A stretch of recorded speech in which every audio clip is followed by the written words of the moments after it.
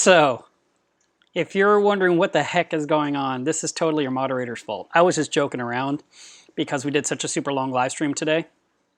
And I said, well, who's ready for part 2? And they're like, I double dog dare you to make this happen. So here we are for a few minutes, just for fun. Plus, it's a way later hour than usual for the stream. So I feel like some people are going to hit chips like, I'm first again! Nice job. I do have something we can talk about. Actually, Eric gave us a suggestion for this one. I did. I already fed my tank. It's done. But thank you for the reminder. Have you fed your tank yet? So anyway, I'm finishing off some of the champagne from New Year's Eve because it won't last forever. You won't have to hear me slurping on coffee. I've got myself a stash of Lindor chocolates. I tested my water because I told you guys to test yours. Don't look at my numbers. But I did. I tested, and that's what matters. And I got some cleaning done. I've got some more stuff to do. I have that trough that I had on Instagram where I cleaned my protein skimmer, and that was that old citric acid, but it was still acid. And I thought, I'll put more stuff in there. Well, some of the stuff I'd put in there, like a couple of Vortex heads, was in a container of vinegar. And once I put the vinegar inside the citric acid, I am growing some of the weirdest, scariest looking stuff in that vat now.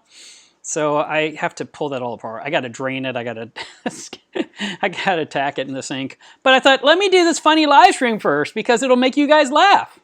Oh my God, I'm so glad I did a live stream because we just got a huge super chat from Mike. That was very nice of you and totally unexpected.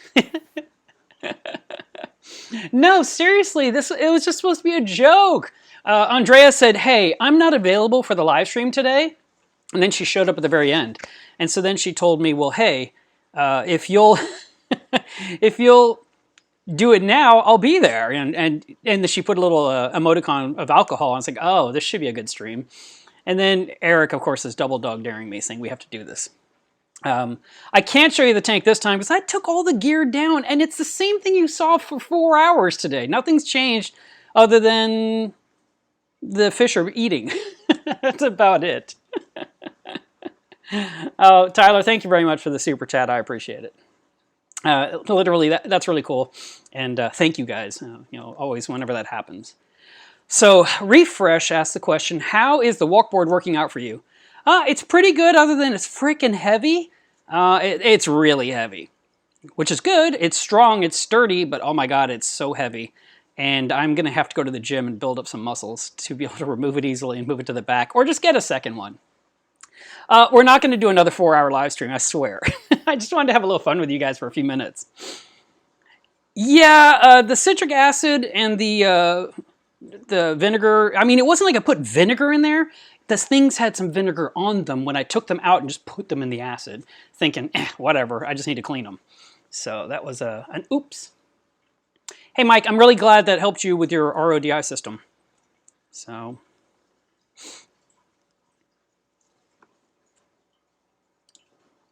let's see. By the way, in that 4-hour stream, I did answer pretty much every question I could find. So you guys kept me on my toes. Literally, I was on my toes. I stood the entire stream. Even Andrea said, I can't believe you stood there for 4 hours. And you're right. And you know, my Apple Watch barely gave me any credit for all that. I kind of felt a little ripped off. I thought there's 3 modes. There's standing, of course, and there is exercise, and then there's, I think, movement.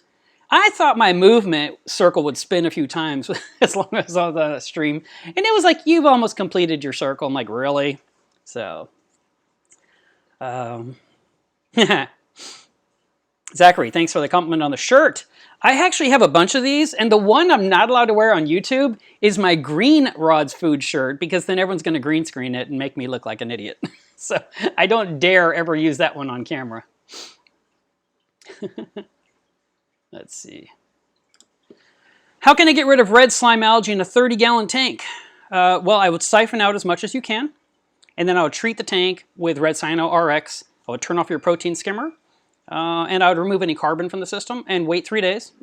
And if you still see the cyano, treat the tank again as if you were doing it for the first time, and wait 2 more days. And if it's and at that point, it should be completely gone. And then you do a big water change. So on your 30-gallon tank, you're looking at 10 gallons of water change probably.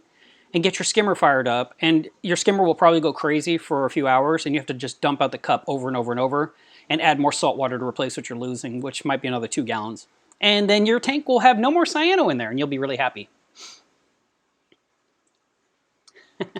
See, I almost feel bad for the people in the UK. First they were telling me, hey, it's almost midnight. Now we got someone, it's 4:45 in the morning and you just woke me up with a stream? You are such a liar, Andrea. I know you have been tossing back the liquor. That is not true. Everyone, she's lying. Oh my God. Let's see what else we got here. Yeah, having a walkboard is awesome. And I've always enjoyed the one I had. I have zero regrets. It's funny, I was going through all the list of videos the other day. I got, you know, sometimes you just are looking at something and it catches your eye. And I was like, huh.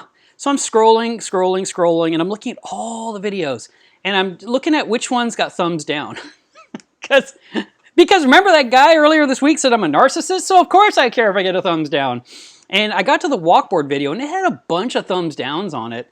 And it's because every person that took the time to comment on the video said, you can do that with a stepladder. You can do that with a chair. And I'm like, no, you really can't. It sucks. And once you have a walkboard, you'll be like, this is fantastic. I want one too. And anyone that's ever got up my walkboard said that thing's really cool. And they felt very secure, very safe. They weren't worried they were going to fall. You could just get on there and stand on it, or you could kneel on it and just look down on the reef and just kind of see how it looks. And it's so convenient. And then when you're done working on the front of the tank, you remove the super heavy walkboard, take it to the back, install it, and look at the tank from behind. It's awesome. So yeah, you should definitely get one. I think everyone should have a walkboard if your tank is big enough to support the additional weight of someone standing on something that could cantilever the system over. You know, if this is a 100-gallon tank, might be a little more dangerous. I'm not sure. Somebody has to do some math on that one or some physics. But the bigger tanks, you know, 280, 300, 400, 500, you can definitely do a walkboard. And not having one is crazy talk. Glenn, greetings. You know, I've never been to Canada. I got within 1 mile of Canada and stopped because my friend said, hey, if we go 1 mile north, you can say you were in Canada. I was like, what? They're like, we can just go up 1 mile north. I said, so you just want me to cross some imaginary line to state that I stood on Canadian soil? I'm like, yeah. I was like, forget it. And I didn't do it. I was just like, that is insane. I want to have a reason to go to Canada. So Eric has been trying to get me to come up there. He keeps promising me that they have snow up there. I don't know if it's true. No, the tank doesn't get any booze. I haven't done any kind of that kind of dosing in a while. Hey, Ryan. Ryan said, don't you dare let anyone tell you to make them shorter. The streams, I know they're long. And I do read comments, of course. I read all the comments on my channel. And one person recently said, look, Mark, I like your videos, but I'm not going to sit through 2.5 hours.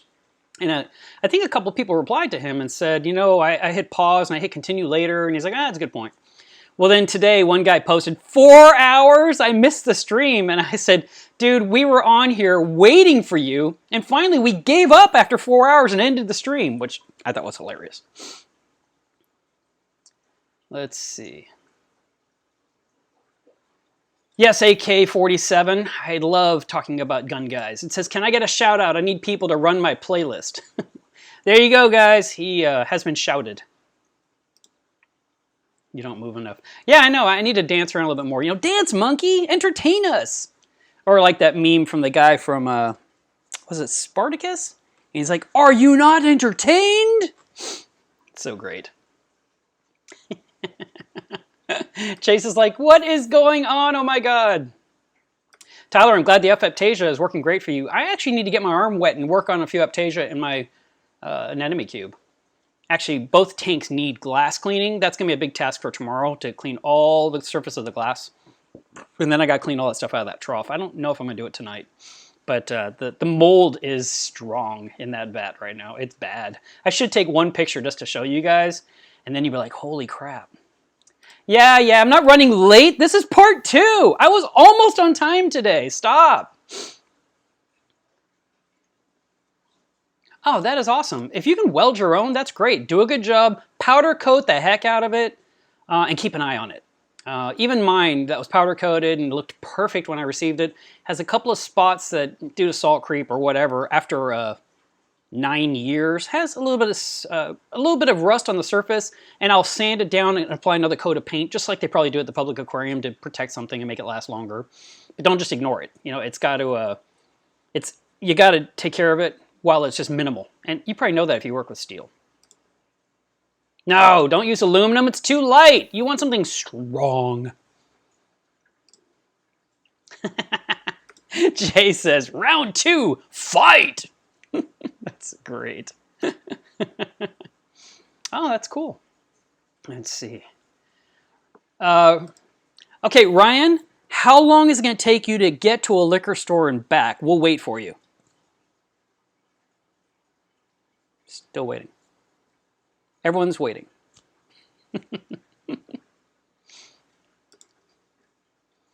That would be great. Can you imagine you're at your job and you're watching a live stream and they tell you to go buy liquor and you just leave your job and get some liquor and come back and open up a 6-pack on your desk? That would be great. All right, Lisa asks a good topic. What do you think about Mindstream going under? I hate it. I always want companies to succeed. I have watched companies come and go in many fields, not just in the aquarium industry. Also, you know, because I used to strip and wax floors, and I took care of a lot of floors in the Dallas-Fort Worth area. And I just scrubbed floors all night, and that's what I did for a long, long time. And I would drive past places that no longer exist that I used to clean. And I would drive across town to some new client, and I'd pass another place. That used to be a liquor store. That used to be a restaurant. That used to be a pawn shop. That used to be a nail salon. And I was thinking, it's kind of funny that I'm still going, and yet those stores closed. I mean, not funny, haha, but like weird, right? That, you know, just a minimal thing like a guy stripping, waxing floors, you know, which is, it's working with a mop basically, right? Kept going for decades where they couldn't keep the place open for whatever reason. You know, I mean, seriously. I don't know if it was lack of customers, bad management, expenses went too high. I don't know, but it's still kind of weird when you're driving all over town and you keep seeing places you used to clean. Or even weirder, when you get in there and you get the client and then the company becomes something different and you get the client again, you know, the new client in the same spot. And you're like, this used to be a pizza place. Now it's a dog grooming place. You know, it's kind of crazy. But specifically to Mindstream, they had a great concept that I guess they were having a really hard time making become reality. And when I say becoming reality, I mean, you know, we are very picky people. Us hobbyists, we expect or demand the absolute best, the highest accuracy. And when we don't get precise numbers, we start getting upset and we post on social media, and the company's doing everything they can to mitigate disaster and calm down the masses.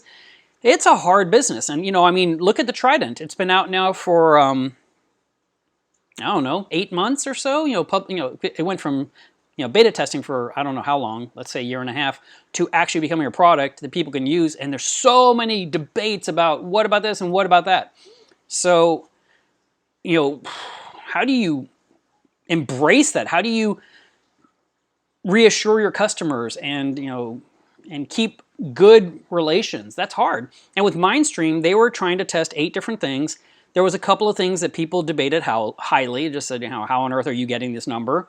And I just felt like it's really close. I felt like it was 85% working, and they had a few more kinks to work out, and hopefully they were going to add a few more elements. Like, for example, everyone said I wanted to measure nitrate. You know, that was a big one.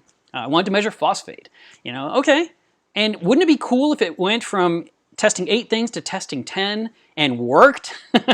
But I don't know. I don't know what the super challenge was. I don't know what the challenge was to build the units and get them out to the customers either. I mean, I assume some poor guy had to sit at a desk and solder together each one of those units, and it takes a long time. And it probably wasn't something you could have 20 guys doing because it's not China. It's, you know, it's something new that they're perfecting. Probably each unit they built was probably slightly better than the one before it. And then, of course, you had to have the discs, and those discs had to be made correctly because they have to accurately measure for 30 days. I mean, the only thing you could do is take it out, clean it off with a toothbrush, and put it back carefully and hotfully not damage the photocell membranes or whatever they're called. So anyway, I thought it was a really cool product, and I was sad to see it not work out. The company, I don't like how they just abruptly vanished, and then I really don't like that we had to wait, oh man, it feels like about 2 weeks until they made an official statement. I felt their statement was so much more important that they come out and say something up front. Like, we're so sorry to announce this, but we're closing our doors next week. I mean, instead it was more like all the rumors were out there and all the people were, getting out the pitchforks, and then finally a statement came out. And I felt like that was too late. I mean, the statement wasn't negative, and they did say they tried really hard, and I don't think they didn't. But, yeah. And then they left it kind of open that they were trying to get other companies to possibly buy the technology and help it get to its fruition. So I didn't throw mine away. I just cleaned it up last night, actually, and I put it away carefully, so in case some other company happens to buy the product and decides they want to, go back to using it, maybe they'll say, hey, do you have your old MindStream? We'd like to send you a disc or something neat like that. I mean, I don't know. Could it happen? Maybe. I don't know. I mean, the idea behind it was interesting. There was a lot of patents on it, so I mean, it was new technology, that's for sure. I don't know. We're going to keep seeing new things come out. There's the new stuff coming out from CoralView that we saw prototypes of at Makana. They weren't even specific on the price yet at Makana. They were saying, we're thinking this, but you can't hold us to it.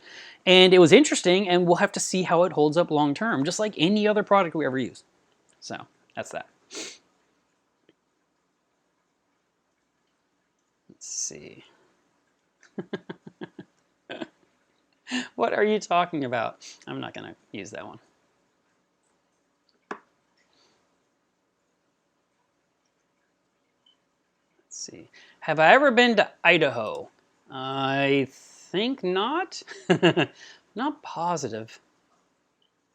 I think not. Why? What's there? Potatoes? Twins and a tank? That's a good name. I don't know if now's the time to come to Australia. I think I'm going to wait till you guys put the fires out. I actually talked about that in the previous stream, so I hope you guys get those put out soon because it's awful news. Awful, awful news. AK47 says, my clowns don't want to go into my anemone. I checked out your other video and it didn't help. Well, maybe the clownfish need to watch the video. And then they'll say, oh, okay. Actually, there's been people that have taken like an iPad or a tablet and put YouTube videos of clownfish swimming in the tentacles and put it in front of the aquarium, like propped it up in a way where it wouldn't fall over. And the fish watched it and then went and did it. So maybe you could try that and see if it works for you. It's kind of a neat idea. And before people had tablets and iPads to spare, they would print out a picture of clownfish in the tentacles of an anemone and taped it to the side of the tank to give them the idea. So that's another method that may work. Let's see.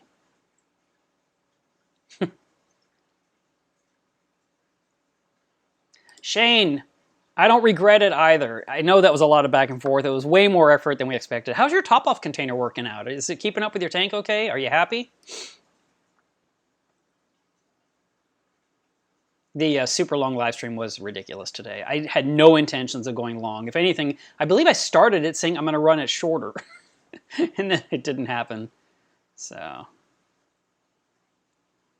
yes, this is the unexpected live stream. I should have named it that. That would have been a better name instead of part 2.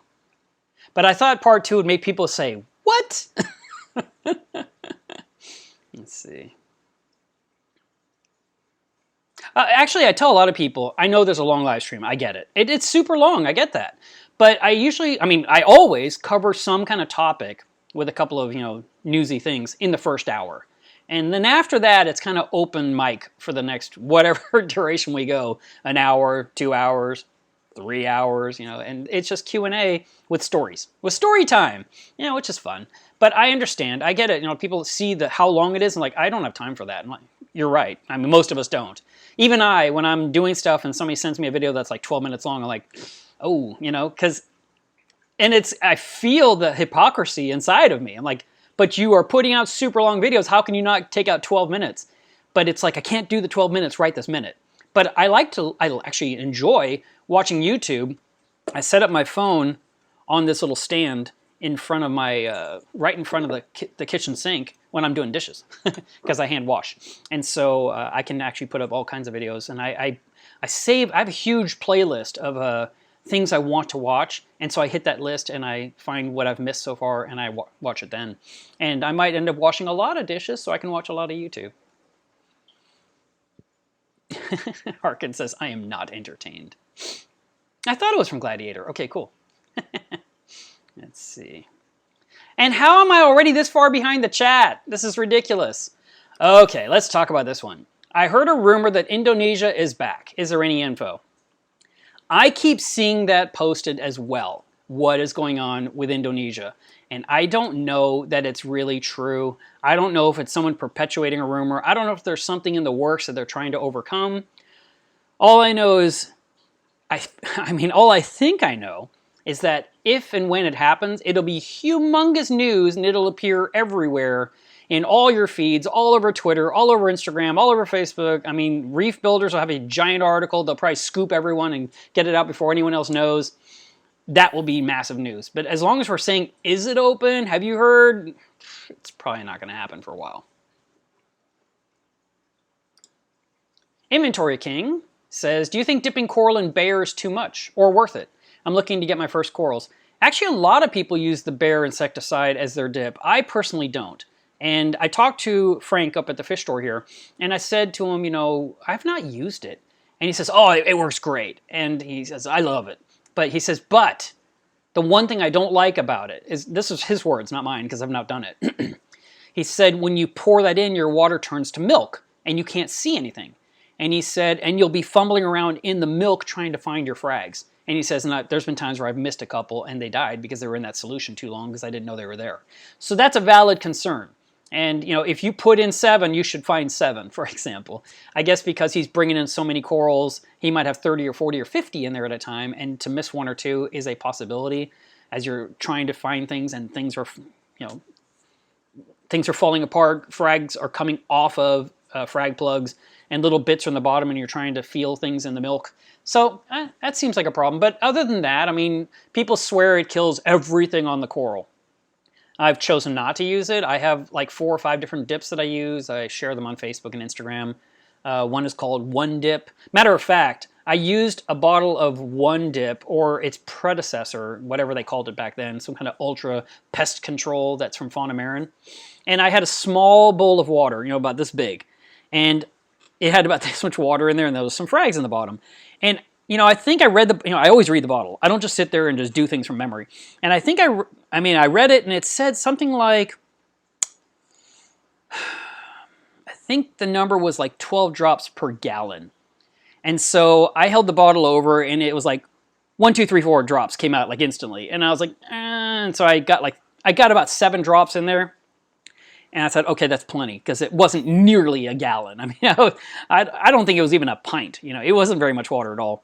And I set the timer for 10 minutes, and as soon as 10 minutes elapsed, I took the 3 frags out of that water and immediately put them in a bowl to rinse. And they looked fine, and I couldn't find any pests. I was happy. And then I put them in my reef. And the next day, all 3 were bone white. I thought I killed them. And I thought, oh no. And I was staring at them, and I was like, how did they lose all their life overnight? I mean, they were healthy when I put them in the tank, and I was shocked. The next few days, I kept watching, and there was this one, it was a really pretty millipora, which is a acropora with long fibers that come out, or hairs. So you got acropora that have like a flowery polyp, and then you've got millipora that have the flowery polyp with like one stem that comes out. And I could see the stems, and I thought, well, that's weird. I thought it was dead. And I was looking at it, and I could see some green coloration. I was like, huh. So I didn't touch them. I just left them at the bottom of the tank, you know, on the sand, like I was talking about earlier today. And over a period of like a week or 2, it completely regained all of its color. And the other one next to it got 85, 90% completely healed, except for a couple little tiny tips that just got burned. Like I said, I ignored it. I didn't touch it. And then the third one apparently is cooked. I mean, I haven't seen a trace of life on it. And I'm sure I overdosed the ultra pest, whatever they call it, ultra pest control, or I'm sure it wasn't the word control. You're not allowed to use control in the industry, but whatever it was, maybe it's ultra pest remover. I don't know. And I used too much. I should have made a gallon, grabbed a gallon of water out of my tank and then put them in that. That way I would have used the right amount. I was just kind of guesstimating and haphazardly throwing in a few drops, and it was too much. So lesson learned, that stuff is potent. And I was really glad that 2 of them came back. I should name both those corals Lazarus because they came back from the dead. All right. Mina says, cycling with Marco Rock, 22 days in and nitrites won't go down. Well, what number are they? What are they now? How high did your ammonia get? And do you have any ammonia now, or is it just nitrite? Because nitrite usually collapses pretty quickly in a matter of days, but sometimes people have these really long extended cycles. Trent says, I made it in time! Well, sure, if I do a stream at 11 o'clock at night, you're going to make it, because you had like 7 hours to get here?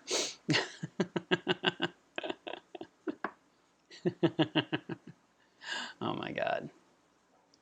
Let's see. And there you go. Rick says, I love the long streams, and if I don't have time to watch the complete stream, I really enjoy watching the rest later. And don't we all do that with the streaming services we do these days? We stop when it's like we're just tired, and you're falling asleep behind the, I was going to say behind the keyboard. You're falling asleep on your sofa or in your easy chair, and you're kind of listening, and you're nodding off, and then you open your eyes, and you're like, what did I miss? And you hit rewind, rewind, rewind, and then you nod off again, and you're like, rewind, rewind, rewind. And finally, like the 4th time, you're like, okay, this is stupid. And you just turn off the TV and you go to bed and you get some rest. And then the next day, you get up and you continue it, from where you left off. And I feel like it's the exact same thing with YouTube. And nicely, these apps know where you stopped, and they'll even show like the progress bar so you can kind of see, oh, that's when I haven't finished yet. And you can finish it. So I like that too.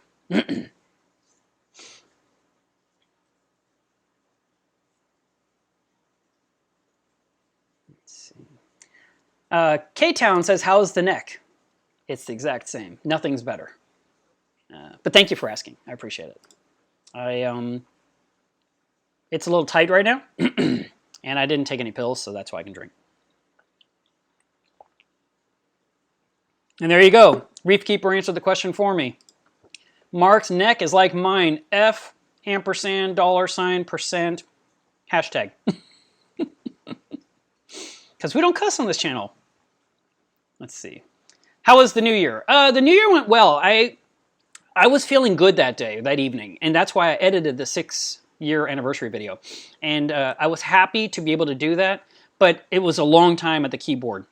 I was fighting Final Cut Pro like I always do. I wanted to do certain things. It wants to do it its own way. And I've got this book here. That is my Bible for Final Cut Pro. It says the easy guide. Whatever. I'm like constantly in the appendix. Okay, page 72. How do you do that again? All right. Well, it doesn't mention this. So that night I worked really, really hard. And I don't know if I mentioned this in the stream or anywhere. But when I made the video, I had 2 songs from my royalty-free folder. I have this folder full of royalty-free music that you can use on YouTube. And I had this song, and I listened to it, and I said, yep, I like that one, I'm going to use it. And, music's a big thing. And when you use music in videos, you can get into a lot of trouble, especially if you're trying to use pop music, things that belong to human beings. They don't like that. There's a whole royalty claim, and it causes problems. And I choose to always look for royalty-free music. The other choice is to pay a subscription to some website like SoundCloud, I think is one. And you pay them, I don't know, $10 a month, and then whatever music you use, you're licensed to use that music, you use it in anything. And then another trick I heard from another YouTuber is that you can have the company Fiverr kind of like modify a song and, like tweak it and loop it and stuff, and then you can just do whatever you want. But I'm not sure if that's going to work, so I haven't tried that route. But anyway, I had these 2 songs. I've uploaded the video. It was 13 gigs to get uploaded to YouTube. And thank God for my super internet speed, I was able to get it uploaded, I don't know, didn't seem long, 15 minutes or so. I was actually busy writing the description, putting in the keywords, making a thumbnail picture that would look good on the front. And then I wanted to put links to where the royalty-free music existed on the web. And the first one was easy, and I found it instantly, and I put it there in the description, and I put the link. So that way if YouTube says, hey, where'd you get that song? They're like, oh, he got it from here, and they follow it, and it's like, yep, that one is royalty free. And I'm sure that's not how YouTube does it. When they get something like 400,000 hours of video uploaded every hour, there's machines that check everything. But anyway, I had this other song, and I liked it, and when I tried to search for it as a royalty-free song, I couldn't find it anywhere on the web. I was like, what? And I found a couple of links that showed that at one point that song was free. A free download, free to use any way you wanted. Well, I looked at my file and I looked at the date of the file of that song that I had, and it was from 2015. So 4 years ago, that song was free to use. But in 2019 or 2020, what happens? Am I breaking a rule? And so I thought, oh no, because what am I going to do? And the solution was to find some totally different music, go back into the editor, remove the one song, splice in the other one perfectly to where it lines up with everything I'd done, export the entire video, re-upload the entire video to YouTube, fill out the description from scratch, do all the keywords. I was like, oh my God, I don't want to do all this work. So I put a link to where the file used to exist on the web. And I posted it, and YouTube didn't reject me, thank God, because that was a huge file. You know, when you're uploading a 30-minute 4K video, it's effort, you know. So anyway, there's your answer. That was my New Year's Eve. And as soon as I hit submit and it approved, I opened the champagne. So I actually celebrated New Year's Eve, I think on California time, because I missed the midnight here in Texas. I didn't even have the TV on because I was focused on the video, so I didn't get to watch the ball drop this year, which I always watch every single year. So, all right, let me jump ahead here. Oh, random white guy. I have no idea. I've never heard of anyone doing that. I guess if you put it in a tank with only Aptasia and zero food, it'll figure it out pretty quickly. But who does that? I mean, who has that kind of setup? Is there... Ari says, is that the secret to being a good reefer, having a bad neck? Yes, that's funny. A bad neck does help. I guess because we're always looking down. I'm kidding. No, it just sucks. I got unlucky. I don't even know how I got the bad neck. That's the worst part. I don't have like a story, like I was hit by a train or something logical. So funny. Let's see.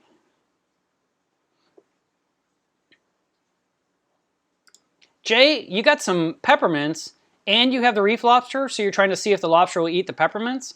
Have you noticed if your reef lobster is stealing your feeding clips and taking them into his little cave? Because I have a friend, and he had so many feeding clips down there. When he finally broke down the tank and he took all the rock out, I don't remember if he found a lobster, but he found 9 feeding clips in the cave, and that was hilarious. Mason says, how often do you replace the bottles of elements for the Trident doser? I know it's a little different for every tank. Well, actually, it shouldn't be. If we're talking about the Trident tester, you know, for alkalinity, calcium, and magnesium, out of the box, it measures 4 times a day. And so you should be using part A in the first 30 days, and then you replace part A. But B and C are still good for another 30 days. They're good for 60 days. So in theory, once a month, you have to open up the drawer and change 1 bottle, and then the second month, you change all 3 bottles. That's how it should be. Now, a lot of us don't like to waste. It's just built into us. We were raised that way. We were told by our parents, eat all the food on your plate. You know, you're not going to get dessert unless you eat everything. And so when we pick up the bottle and we feel the liquid in there, we're like, oh, it's too soon. So some people are going into their Trident and they're resetting the reagent, specifically A, B, or C, resetting it to say it's full, even though it's not. And then it'll run for another few more days or a week until it finally runs out, and then it says, test A fail or incomplete or something like that, and it won't test anymore until you change that 1 bottle. So some people are doing that to make it last a little longer to not waste the solution. But Neptune Systems is apparently putting in extra solutions so you don't run out, so you get your full 30 days. So I think as hobbyists, we're kind of trying to get 34 days out of a bottle or something, you know? So if you run out of reagent, you don't have time to change it that day, you could still do the reset and get a couple more hours out of it. Well, basically get a couple more days. And you could like reset it, and the machine will keep operating like it's supposed to every 6 hours, and then the next day you could tackle it. But that's as often as it is. It's not really that much. And people are trying to buy the 6-month packs of the reagents rather than the 2-month because you save money. So that is what all of us are trying to do, including myself with my own.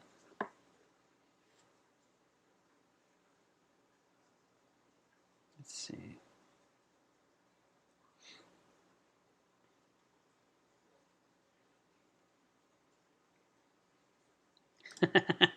Did Mark just have a reefathlon? Are you looking forward to Makana this year? I am. I'm actually very excited about it. I get excited about it every year. And I don't have to speak because no one's asked me. I mean, they might change their mind, but they probably won't. And I say change their mind. They may have an open slot for me, but they might not. And that's okay too. I enjoy the time I have with the hobbyists, and I enjoy all the time in the vendor hall looking at all the products and asking 1,000 questions and just networking in general because of my business. And that's really nice. So I just, that's totally fine for me. If I'm not there speaking, I mean, if I do speak, that's 1 hour out of a 3-day event. So I still have a good time. And because my parents live in Phoenix, I can actually visit them first for a couple of days, then go to Makana and then fly home. So it's nice because I get to see family and I get to go to Makana all in the same trip, which is great.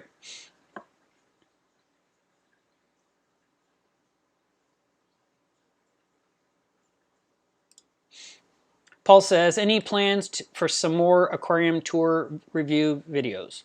Yes, Tammy's Reef is one, Matt Dudley's is another, Eric Schlichty is another. Those are 3 off the top of my head. Oh, and I did the one in Tapio's tank, which is all under 10K lighting in California. That's 4. I have a bunch of videos to do, more aquarium tours. I have to do it. So, and then Mina, I just answered your question. Makana's in Phoenix this year. And it's in August instead of September. The very last weekend of August. Let's see. Yes! Well, pop? No. It looks like a pop, but it's not. This is Marty McFly out of Legos. How cool is that? This was a gift for my son. I had to build it. And because I was working on the printer, I actually dropped the other one. Let me find it. I got to make sure my wire doesn't get snagged. Just a second.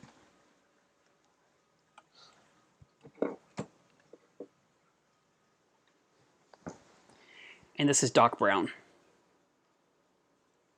with his own little gizmo for the remote control for the car. So I got both of those a couple years ago, and I built them one day, and that was a lot of parts. A lot of parts, and these little graphics you copy. If you work with Legos, you know what I'm talking about.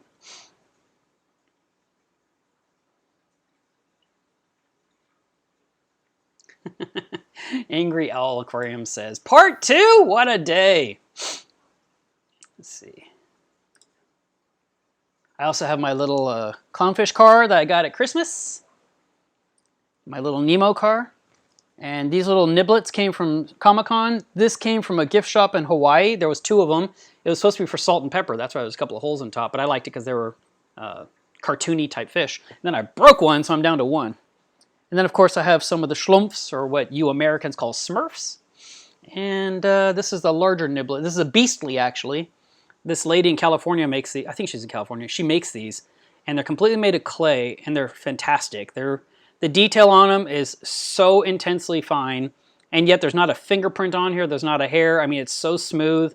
She does this beautiful work, and I was just like, I mean, look at those little tiny teeth that she put in there. Let's see, will this focus? There we go. No, don't focus on me. Focus on the Beastly. There we go. See the teeth? That's crazy. And even the dot on the eye. It's really, really neat. So she does this really good work.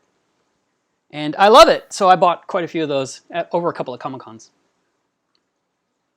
And then a lot of people like to give me a hard time about other things I buy at Comic-Con. And I have zero shame. I enjoy Comic-Con. Comic-Con is fun. And this right here, somebody says, nice porn. This is not porn. This is a cosplayer I am friends with who made the front cover of a comic book, and I was like, how awesome is that? So, yeah, not porn. She even autographed it. I've met her several times, and we've been friends on Facebook for a long time. So, Comic-Con's fun. Let's see.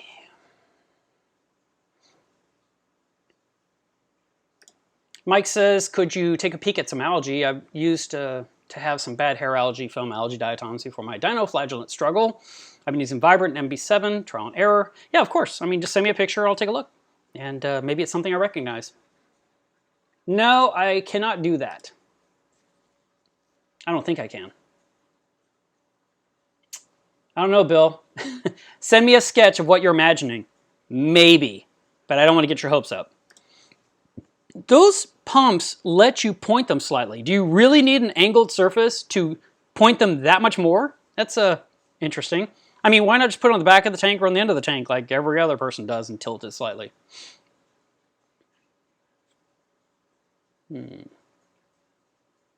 Hey, it rained in Australia. I wonder if it evaporated 100 feet above the ground, you know, because of the intense heat.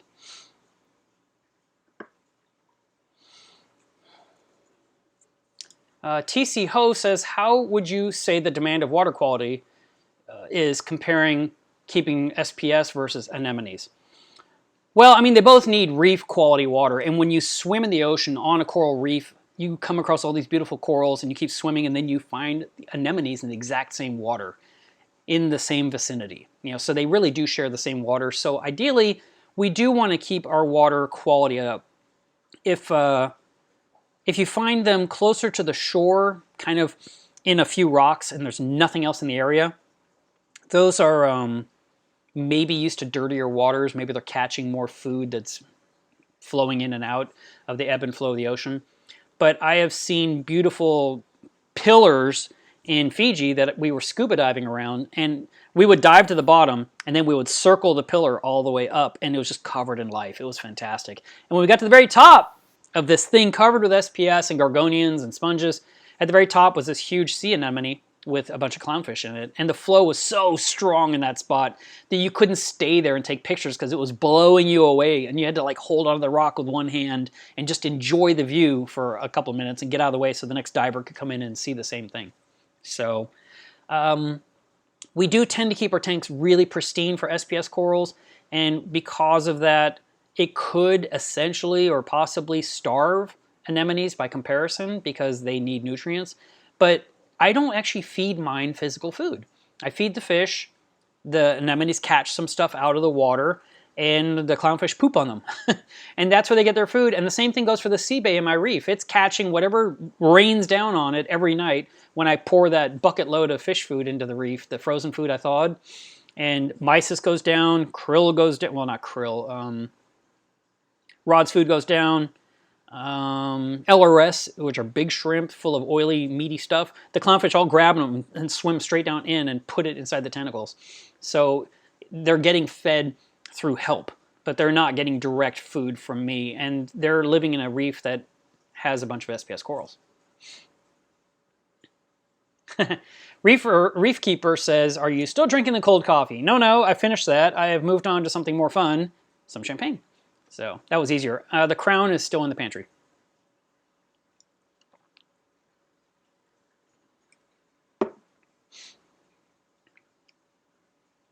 Oh, wow. Mermaid's Reef said, my clownfish watched the Nemo video and then the next day was in the filter sock. Yeah, you got to be careful what you show your children because they may try to reenact it. That's terrible. Let's see.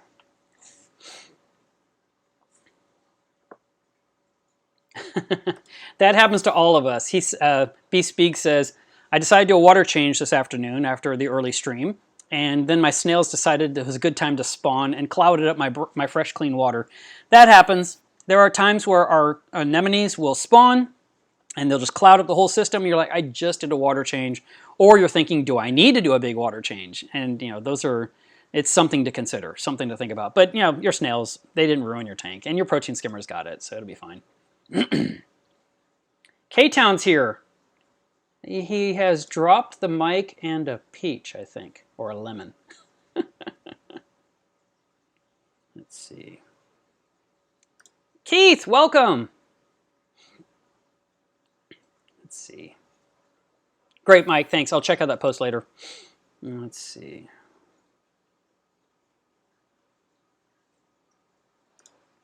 Vivid Creative Aquatics. Antonio, what do you mean, what am I doing up so late? I'm up late every night. Matter of fact, I'm up late most nights because my back hurts and I can't fall asleep. So, yeah, feeding was a really big subject. Actually, I thought it'd be kind of cool. We can't stay on here long. This is insane. We've been going on this for 45 minutes. I'm just answering questions. But I was wanting to suggest something to you guys tonight, that you take the time to look at your reef after lights out. So if you don't own the little flashlights that have the blue LED in them, Polyp Labs from Polyp Labs out of Canada, they sell a little blue flashlight. Orphic sold a really nice one years ago, but I don't know if if those are still available. And then of course there's all kinds of stuff you can find, on the web. But I like the ones that were made for our tanks. I don't know why. Maybe I just feel like it's right. But technically, usually when you buy things for our tanks, they cost a little extra because they weren't just a cheap one made for something you'd buy off the shelf at AutoZone. But anyway, you can take a blue light and you can go across your tank in the pitch darkness, and you'll see where your fish are sleeping. You'll see all kinds of critters coming out. You'll see the worms coming out. You'll see the cucumbers, the starfish. You might come across Nacerius snails that are out on the glass instead of being down on the sand. There's all kinds of cool things to see, and you should really explore your tank after lights out. The lights out, or the nighttime exploration of a reef tank, is fascinating. And it's one of my favorite parts about scuba diving is to dive at night, because every diver goes out during the daytime. They have to be there at 8 in the morning to be in the ocean by 9. And then, they go on a second dive, let's say around 10:30, and then by noon they're back on land. And then they may grab lunch, and then they're back in the ocean at 2, and they do 1 or 2 dives, and they're back by about 4:30. And then they call it a night, and they go to the bar and they drink. And I'm thinking, no, where's the next boat taking me into the ocean so I can look at everything in the pitch darkness? Because I am happy to go down there with a flashlight or a strobe in the ocean and look at all the cool invertebrates that come out after the fish go to sleep. And you'll see lionfish sleeping, hanging under a rock, and you'll see eels swimming everywhere and lobsters coming out, and you'll suddenly see flame scallops or tunicates. I found these amazing, well, I didn't find them. Actually, Bob Fenner found these amazing crabs that I didn't know what they were. I had found a beautiful lettuce nudibranch that was huge. It looked like a carnation. I was like, this is amazing. So I was trying to take pictures and video of it. And Bob was over there doing somersaults with his camera, trying to get pictures, and he was tumbling upside down as he's filming, and he was trying to get pictures of these weird crabs. And so I caught his eye, he caught my eye, and we switched spots. And he went to go look at my boring nudibranch. And I went to look at his amazing crabs. I was like, oh, what are these? They're gorgeous. And they were red, they had purple claws, and they were shaped like a drop of water, like a drawing of a drop of water. And, it always looks like a teardrop. And I think these are called like teardrop crabs. So anyway, now that I saw some on the side of a big piece of concrete in the ocean, I knew what to look for on the rest of the reef. And so as I explored, I found them on the side of sponges. I found them on the side of other coral colonies. And they were really pretty. And so I was able to get a couple of pictures. And those are some of the stuff that I need to share with you guys on YouTube that hasn't happened yet. I shared it immediately in a quick video. I'm pretty sure I showed it to you guys in a brief tour of Bonaire. But I want to do the full video as well and get that to you guys because I think you really enjoy it. So anyway, your reef tank, when the lights go out, there's a lot going on. If you look at your tank exactly after your lights turn off, within the first 60 seconds to 90 seconds, you might discover that your peppermint shrimp just released fry into the tank and there's thousands of babies swimming. If you look at your tank 15 minutes after lights out, you might actually see corals spawning and eggs coming out of the polyps, which is fantastic, and a lot of people just sleep through that and miss it. It does oftentimes coordinate or correlate with the full moon, so especially when the full moon is coming, start looking at your tank more after lights out. But don't miss out, because there's some really cool stuff going on in there, and I wanted you guys to know that so you could appreciate it. Actually, I think Rico has done 12-hour streams, or maybe even longer. So.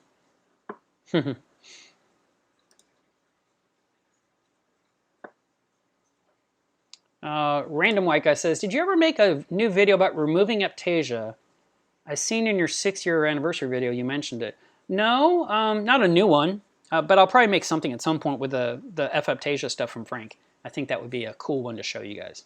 So I'd like to do a little brief video about F-aptasia. I'd like to do a little brief video about Live Rock Enhance, because a lot of people want to kind of just know how it works, and if they could see something quick, like 2 minutes, 3 minutes, 5 minutes, I think that'd be really good. Versus, the big long videos where it's buried inside a live stream and they have to go find the information.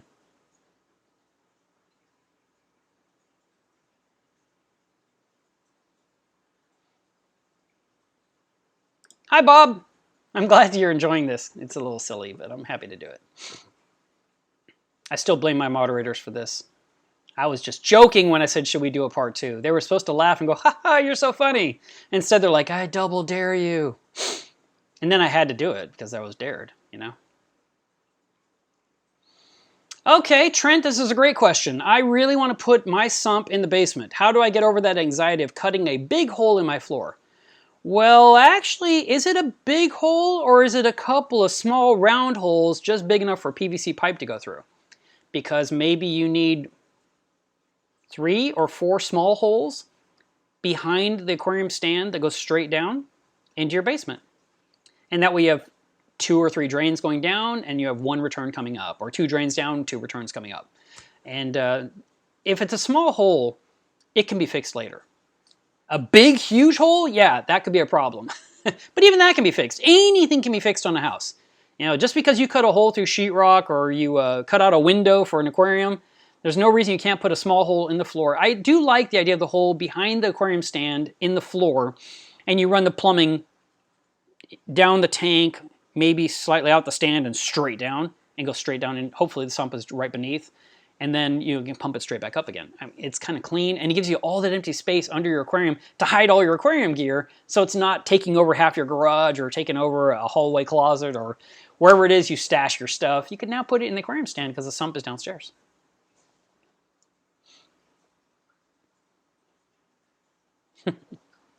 Your wife is wrong. You're not crazy. It makes total sense. I mean, why not?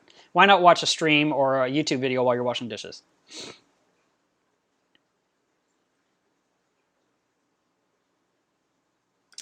Keith says, I want to add fish to my 29 all-in-one, and I'm having trouble choosing. Currently, I have a yellow chorus wrasse and a standard firefish, like a red one.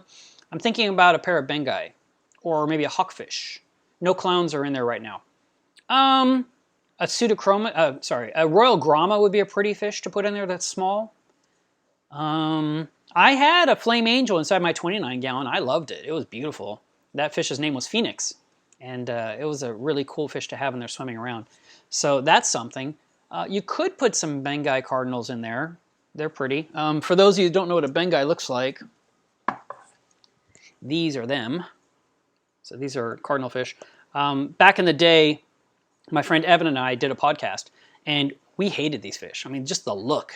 They were just boring, and we didn't enjoy them. But there was so many hobbyists that were really proud when they were able to breed a couple, and they'd have 10 or 15 little babies. And Evan would say, great, now there's 15 more on this planet. It was really, really funny. But the reason the book came out is because there was a huge fear that the aquarium trade was buying and selling these so abundantly that it was raping the ocean of any. I mean, it was a sincere concern that if they're bringing in 200,000 bengais a year, will the fish on that island where they're found, which is Bengai Island, I believe, could they replenish themselves?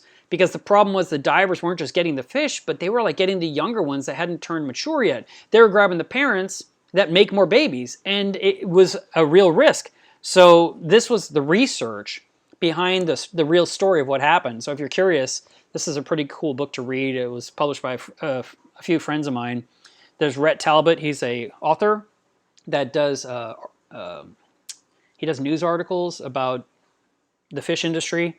Matt Peterson, who is one of the editors of Coral Magazine, and Matthew Wittenrich, who is the first guy to be able to breed mandarins from eggs. It was really cool. So these three guys and a bunch of other people were involved in the making of this book, and they actually went on site to look at it with their own two eyes and see if their population really was at risk.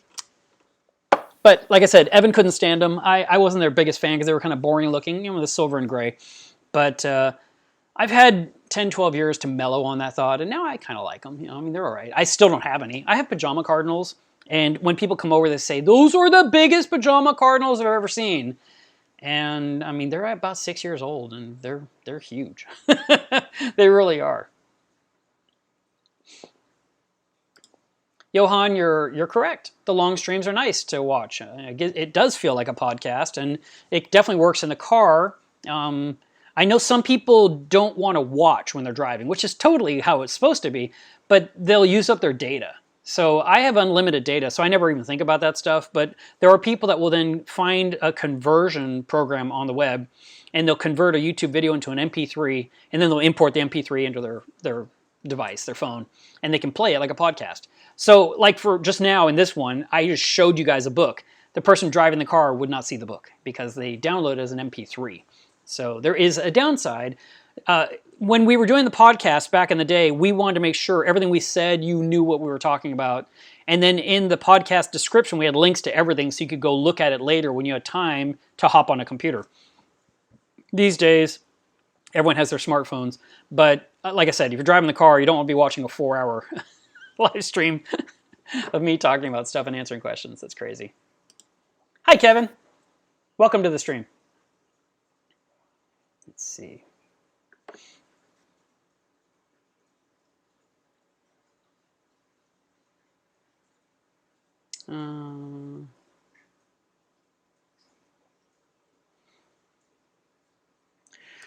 Okay, so Wilkin Moranta said, what are the pros and cons if Indonesia is to open up? Will it lower the coral prices? That may not actually happen. Let's say it does open, and they suddenly allow us to get those corals again. They might be considered special because you couldn't get them now. So now they're worth even more because they were unavailable for all this time, and now you're finally getting some of the best of the best. That might be kind of the thought process behind the vendor selling corals. So there's a chance of that. We used to get corals from Indonesia with no problem. We used to get corals from Fiji with no problem. We used to get corals, and they keep closing things down around the planet, but there's a lot of aquaculture going on, so the hobby continues, and that is the perk. But I don't know that the price would come down, but it would give us the availability to have some corals that are local to that area that we can't get from other parts of the world, for example, possibly. Also, like right now, anyone that gets an Australian torch is paying a lot of money. But if you get a torch from Indonesia, maybe you're happy with that and it won't cost as much, possibly. I think it will affect the price of the corals we buy, just like it always does. There will always be a coral du jour, which is like everyone. There was a time period years ago where everyone wanted an acan. They just, oh my God, acans are fantastic. And then there was this whole time period, a couple of years, where everyone had to have every color of the rainbow of zoanthids, and that was all they cared about. And then chalices were the only thing on the planet worth buying, and if you didn't have a chalice, you sucked. And it's just gone through those different ones, and I think the vendors actually try to predict what will be the next coral of the year so they can have enough in their inventory and price it accordingly to make some money off of it. Since I don't sell corals, I don't even think about that stuff. I just kind of follow along and see the show as it unfolds.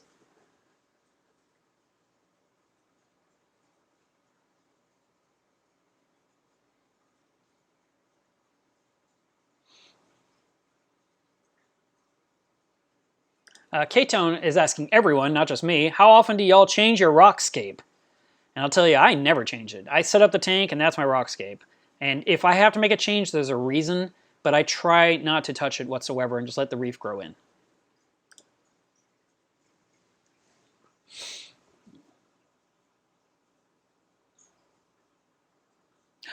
Someone just had a baby.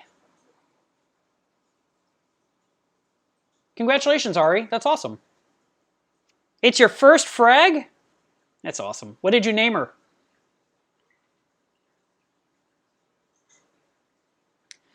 Carson says, how permanent is gluing frags to rock? Can it be removed later? Is it easier to remove it if you use epoxy?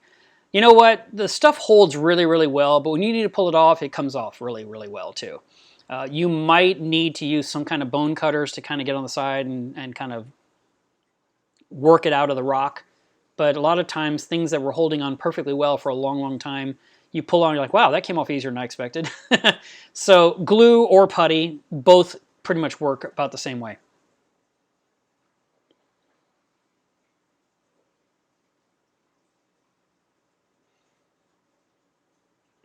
Chris H. Whoa, a late live stream. Let's see.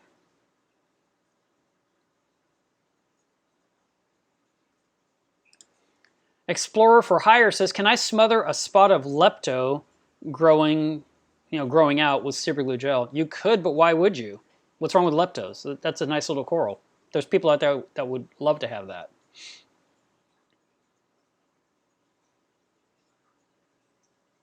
Oh no, actually Carson, it's great to glue down corals because corals that are secure and not moving grow faster.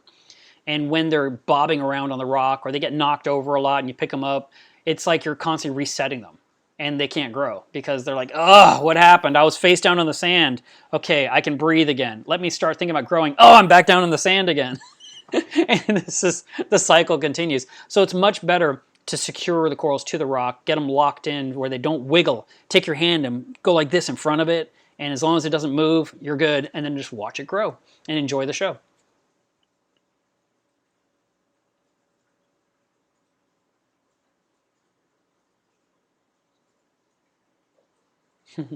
Hey, Candlelord says, I have returned.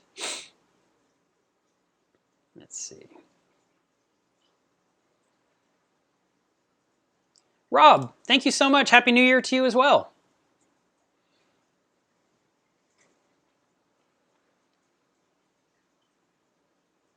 Vit says, any idea if a 6-line wrasse can damage corals? Have both of my Duncans and GSP been closed after months of doing okay? I'm not sure what's causing it.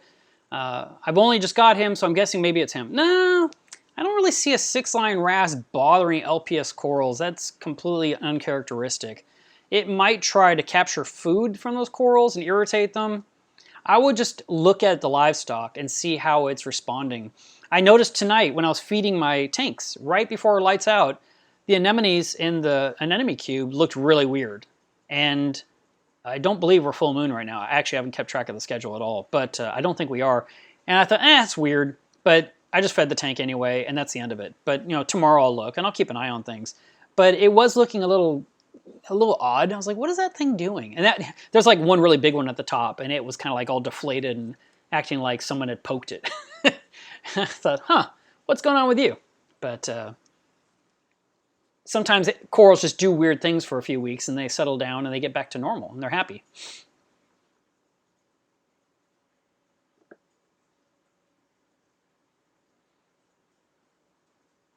Let's see. I'm going to jump down here. See a lot of people chattering to each other. Aw, Ryan's leaving. He's got to go back to work. I hope you have a great night too. Michael says, should I start dosing kalkwasser if I only have a couple of frags but more on the way? Or do I just wait for the levels to show as needed? Yeah, basically, you dose when the tank needs it. You don't just put something in hopes it will be utilized by corals. That's not how it works.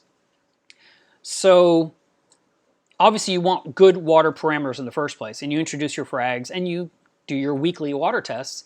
And then if you see the alkalinity and calcium is coming down, then you're going to start dosing to keep up with the demand. And it might be just a small amount because you have 2 frags.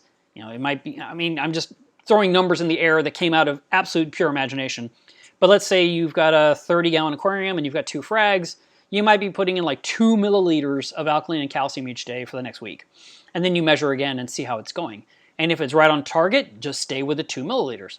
If it's not enough, you might need 5 milliliters each. And then you add 7 more frags, And then you measure a week from now, and you might say, oh, I'm up to 11 milliliters. Now, I'm not saying it'll jump from 2 to 11. I'm just saying you'll find some number it needs to be, and then you're going to want to stick to that. And then you're also going to discover that as you dose alkaline and calcium, which I prefer over kalkwasser, if you dose those, you may not actually do equal parts. It starts off equal, but then things get unequal for whatever reason, and you're having to dose like a lot of alkalinity, but only a little bit of calcium, you know? Or you might say, wow, my calcium has just dropped. I need to put in quite a bit more calcium than alkalinity for a while. So that's why water tests are so important and why you should test your water every single week so you know what's going on and you can make these small adjustments and keep everyone stable and happy. Chris, thank you very much for the super chat. He says, since I'm here, thoughts on dosing AquaPower for LPS to increase coral and color and growth. ICP shows low on iodine and strontium. Well, you know you can dose iodine and strontium. Those are separate things that are not in AquaPower.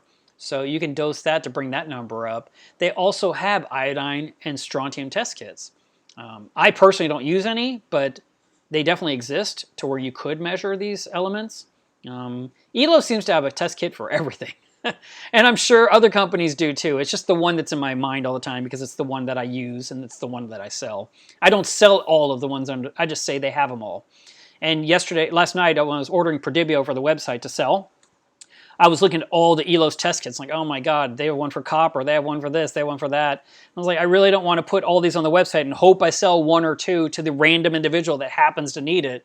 I want to sell things that sell quickly. That, you know, I want to sell a lot of hamburgers, if that makes sense, you know, just to keep things moving along and not have things sitting on the shelf getting dusty.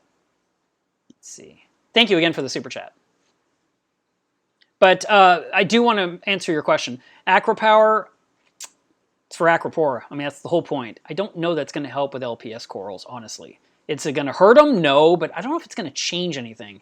I think getting your strontium up, getting your iodine up, making sure your salinity's right, maybe using some kind of liquid foods like Benapets, the Benareef I like, vitamins of some kind. You know, there's all these different products on the market now. And even Prodibio has their Coral Vits, which is their tube of vitamins that just smells like orange juice. And you pour that in the tank, and your corals can benefit from that. So and then there's a Red Sea has their coral, I think it's Coral Color Collection or something like that, the ABCD. I actually bought all 4 bottles from the fish store and thought I'd try it out, but then I realized these are like 500 milliliter bottles. There was maybe 4 weeks worth for my tank for the size I have. And so I kind of blew it off thinking, why did I buy those? Why did I spend that money? And then someone came over to my house one day and they needed them. I was like, perfect, here, you use them, because they're sitting here they're just going bad. And so that person got a gift, you know? Let's see.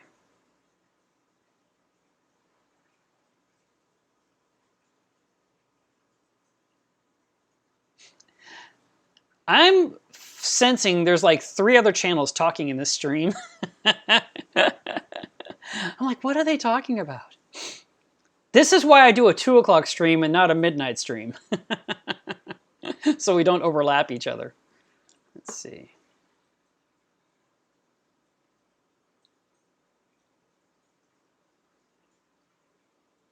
I think Paul Clark is asking me this.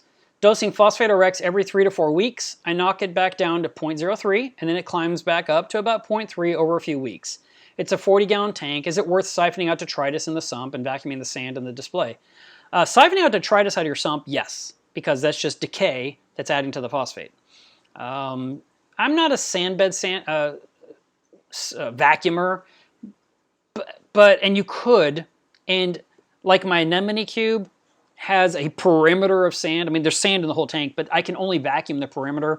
And that tank's been running for 6 years, and I really want to vacuum it and get as much detritus out of that sand that these clowns have been pooping on every single day for 6 years. But you can't get all the sand bed. You can only get to what you can reach because there's rockwork and corals in the way. So if you want to do it, you can. I'm not usually a big fan of vacuuming sand beds because typically once you start, you have to keep vacuuming and vacuuming. It becomes your regular thing to keep it looking right. It's basically you've disturbed it, and so now you have to keep disturbing it to keep it looking that way, or you got to leave it alone so it'll look okay that way. It's kind of a one or the other. So I'm from the camp where I just leave it alone. But it is okay for phosphates to rise. It's normal. It probably is coming out of the rock that's in your tank. That sounds very normal to me. And knocking it down every few weeks back down to a low number is fine. It works fine. And if you're doing it once a month, who cares? I mean, who's judging you? I'm not. I've been recommending this stuff for a decade. Mac just discovered the news. There's another live stream! It's so funny. Acan Lord says, are there more than one species of anemone, of Aptasia? You know, I've never really thought there was, but I do know they come in like 6 different looks. But I think they're all under the same classification as a glass anemone. Of course, they have a Latin name. But I don't believe there are different types. I think they're all Aptasia, even if they look totally different from each other. I've got one in my frag tank that's about this long, and he's got like one finger sticking up. That's the only finger he has. Like, I don't know, and the rest it looks like this. It looks like it's pointing at the light. It's so funny. And I've totally ignored it and left it alone. But it's an Aptasia too. It doesn't look like one with all the tentacles, you know. It's really interesting. So.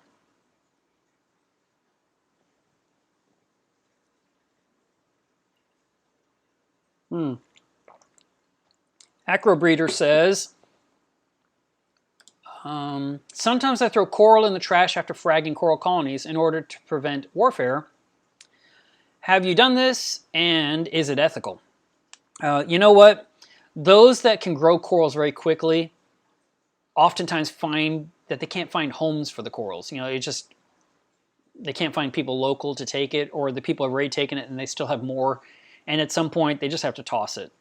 And I've got friends that have just had to toss out nice coral.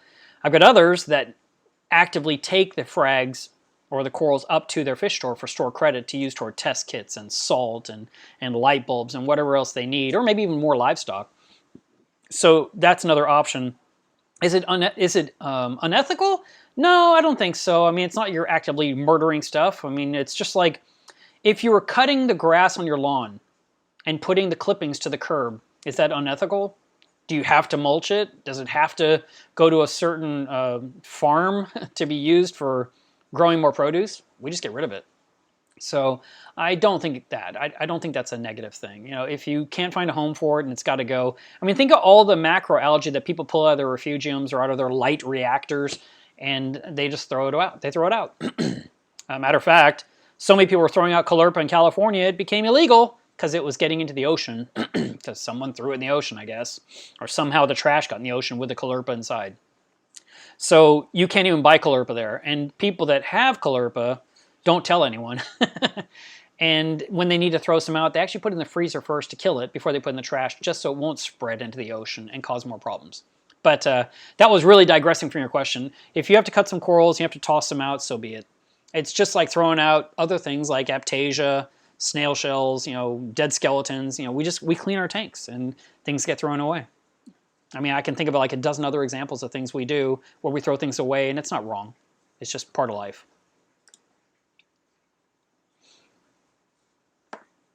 Flashcan says, I have a single head of Lobo with an Aptasia growing on it. Of course! What's the best way to remove them? I've tried super glue gel, now there are 2 Aptasia. I have a Griffin if shaving the side is best. That would be one method that would work really well. What I would do is take the Lobo out of the tank, I'd go over to the sink, and I would take dental tools and I would scrape off the Aptasia. I'd get every bit of that goo off till it's gone. Just let it drop in the sink and flush it down the drain. So if you scrape off most of it and there's still some tissue left, get rid of the last of the tissue and then put the coral back in your tank and you're done. That's the nice thing when you have something that's removable where you can just take off, you can scrape off the 1 or 2 little pests that are bothering you. That is ideal. And so I think that's all you have to do. I don't think you have to actually run it through a saw to cut off some of the skeleton. It hasn't embedded into it. It hasn't become part of it. It's just attached on the side, like a remora on a shark.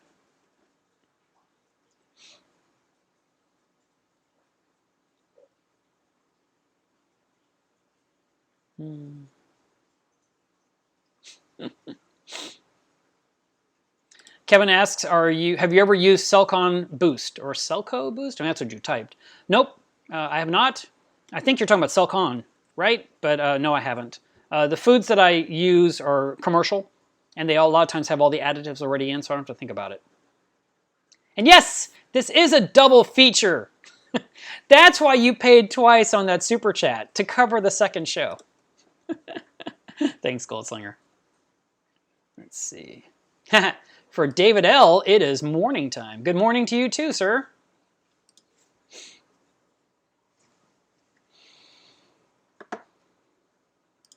Alright, the 6-month packs are always out of stock until they're in stock, and then they all get shipped out immediately.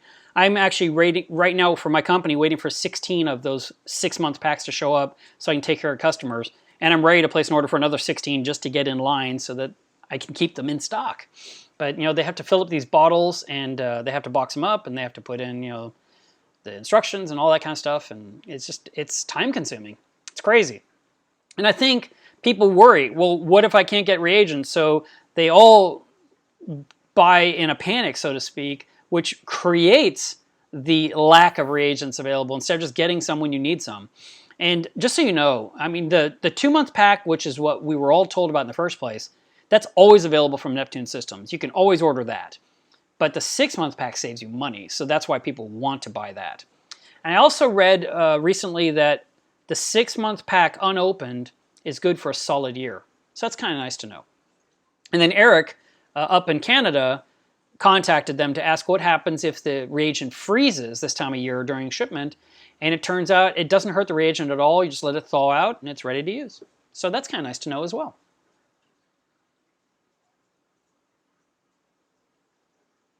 Tim says, are you planning a meetup at Makana this year? Yeah, I think we'll do another meetup. We had a really good one last year, and I'd love to do another one. And I felt like it went really well, but I'd kind of like to do something more this year. You always want to top the last year. At least I do.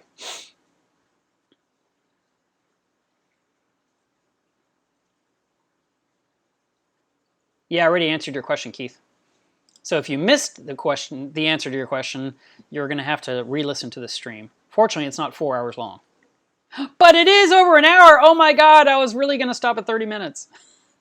I should watch the clocks. There's 191 people on here right now.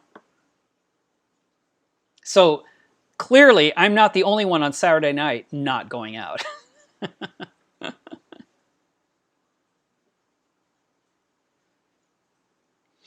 Tim says, what is going on? What did I miss? You didn't miss anything. You're here. You're doing a great job. Just enjoy the show. Harkin says, what is the best treatment for Mahanos? You even typed it the way we say it. So Mahanos are a pest anemone like the Aptasia, and the easiest treatment is to remove them from the rock with a dental tool. And I did a video about it that's on my channel where I sell something called a work tray. You can do whatever you want, but I made a work tray that uses a couple of PVC pipes for rails, and you set it on top of the tank, you reach in the tank, and you pull out the rock and put it in the tray, and you scrape off the Mahanos, and then you put the rock back in the tank, and you get the next rock. And you just do this until they're all gone. And it works great because you're working right over the tank, and so all the water just drips right back in your tank. All the Mahanos are stuck in the tray. And, so like I said, if you have something else you can use, you want to work like on the lid of a trash can on top of your tank, you could do that too. And just kind of knock it out. The nice thing about being near your tank when you do it is you can hold the rock under some blue light and they glow. You're like, there's one, and you can scrape it off because a lot of them will shrivel up. And you do want to protect your eyes, and you want to keep your mouth shut so you don't get any of their juice squirted into your mouth accidentally. I don't feel like you need to wear gloves because it's just Mahanos. But, if you feel the need, you can. But it's fine. But yeah, the best treatment is literally to just scrape them off the rock and get rid of them.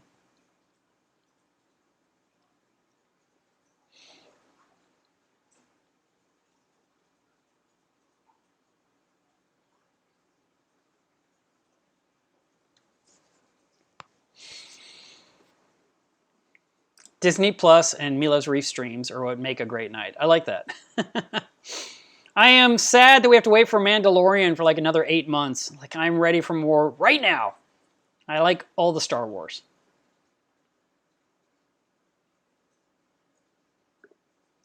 I answered that. See, I'm just slow on getting back to you guys. I realize the chat, you guys go way ahead of me, and I stop and tell a story, and I get 50 people behind. Let's see. Does phyto increase pods? Yes, it does. The more phytoplankton you offer, the more likely you have more pods. You might need to put some pods in the tank too with your phyto, and it will beef up your population.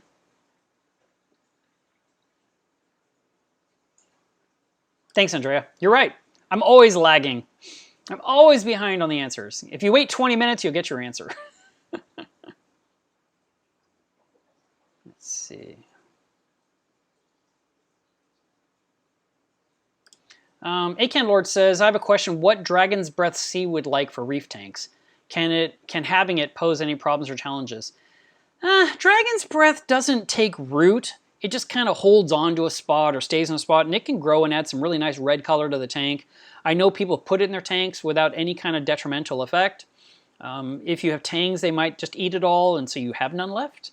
But it's really pretty, and it does not become invasive. So yeah, if you'd like to do that, you can definitely do that.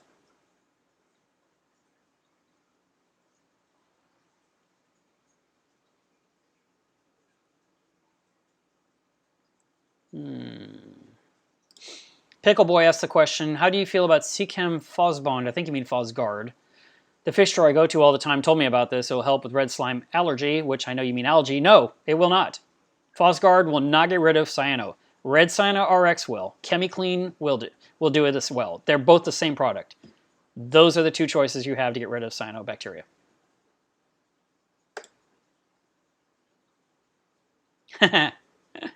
Dave says, Mark, when or how do you know when you should stop buying fish or corals? I've spent hundreds on them due to wanting everything.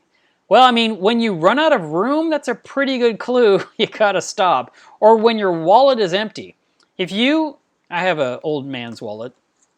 If you open up your wallet and there's none of this green stuff left, you have to stop. I mean, there always is the option for credit cards, of course, but at the same time, I do recommend that you keep things realistic. Enjoy what you have. Remove what's died so that the tank is pristine.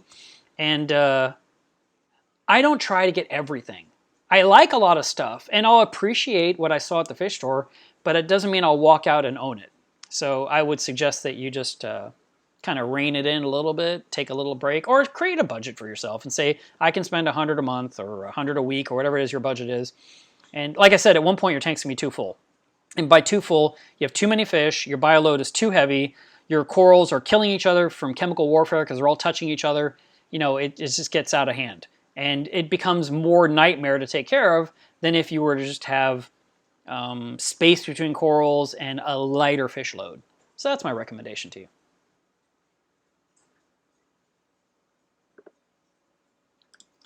Mo's Nano Reefs was answering Jay about calcium reactors and the cost. And I'll tell you guys, a calcium reactor up front in the old days, for everything you needed, according to my list of parts, would be about $800.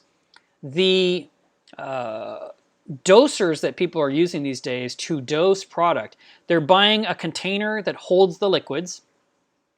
Those could be $60 to a couple of $100. Then they get a dose head or a quad doser that's $300-400, and they have to add tubing. And then these fittings didn't work, so they had to go to Home Depot and get special fittings to stop them from sucking in air. And then they have to buy the product as well for 2-part or 3-part or 4-part, and you have to keep mixing it up every month or every couple of months, and you have to keep refilling them, and you have to make sure everything's working, and then the dose head dies, and you have to replace the head. Mathematically, it's a wash. You guys are not saving the money you think you're saving. In the old days, people saved money with 2-part dosing.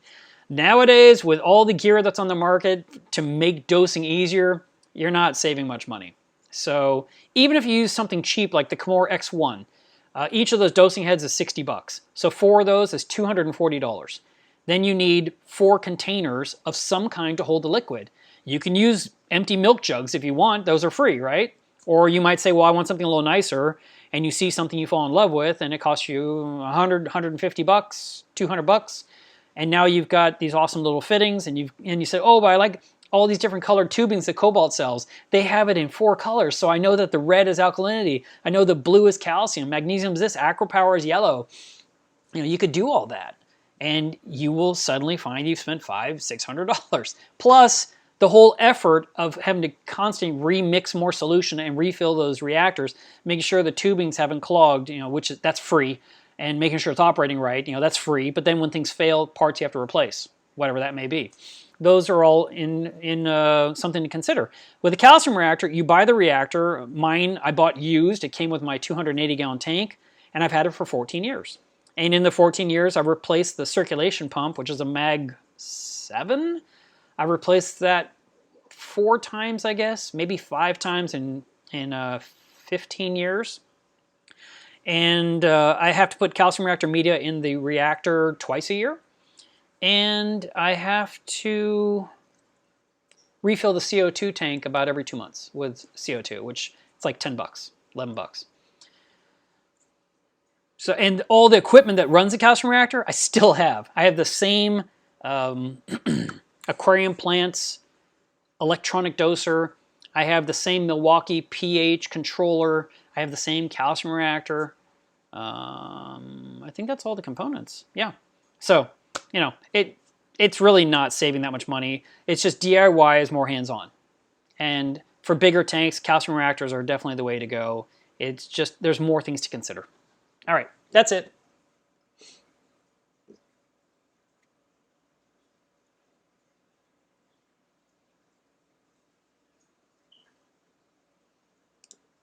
Crypto corals. This must be Toby Robinson. Haven't forgot you. Shipping your home wrecker next week. Wow, thank you very much. I appreciate that. Nice profile pic. Toby goes to a lot of concerts. He's always talking about another band when he's on Facebook. Super nice guy. Clearly, he's sending me a frag. I already answered that. Mo says, okay, I think he's talking about his own. I might start the 2 a.m. live stream for us vampires. Thought you were joking that we should do it at 2 a.m. See, I told you, I feel like there's other YouTubers in here.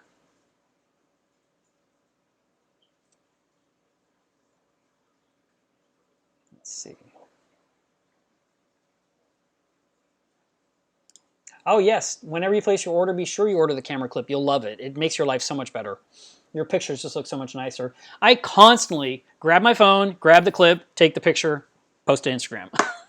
It's just part of my routine. And when they came out with that clip, I was so happy. I have had zero regrets. It's been the best thing ever because the iPhone just hates blue light. It's awful.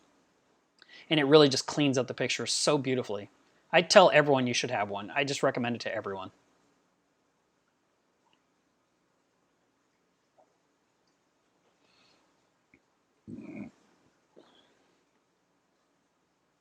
Alex says, tell us something about you that we don't know. Wow, I've been talking on YouTube for years. Is there anything left? Let's see. When I lived in Switzerland, I was going to school there as a child. And I would have to leave school and then go to basically a daycare because my mom was working. And there were times where I just wouldn't go to daycare and I would just hop on a tram and I would go explore the city. And I would go to the Rhine River, which is a huge river that travels through Europe. And I would walk along the edge of the Rhine and watch the giant freight ships that worked their way through the different dikes because the water had to lower down and down, down to get the ship down on its course, to where it had to go. And I really enjoyed that autonomy as a small child. I mean, it was ridiculous. I was so young doing this, but I really enjoyed seeing the city, seeing how things worked, exploring, getting out there, and not just go to school, go home, watch TV, play in the park. I really enjoyed that. So that was a big part of my childhood, and I really, that's something new you didn't know. There you go. Aren't you glad we didn't do the Ask Me Anything chat today? That could have been interesting. We did that once in the saltwater group, and we did it for about 40 minutes. It was hilarious. And I answered, and it was all typing. So they typed a question, I typed an answer as fast as I could, and I tried to hit those questions as quick as I could, and I probably answered 200 people in 40 minutes. It was ridiculous. We had so much fun. And then I booked out of there before it got dirty.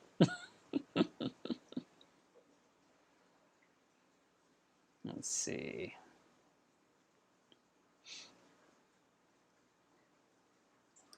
Toby, thank you very much for the super chat.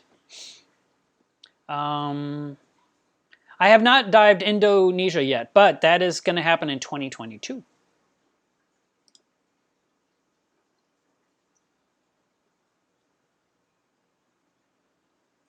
Let's see.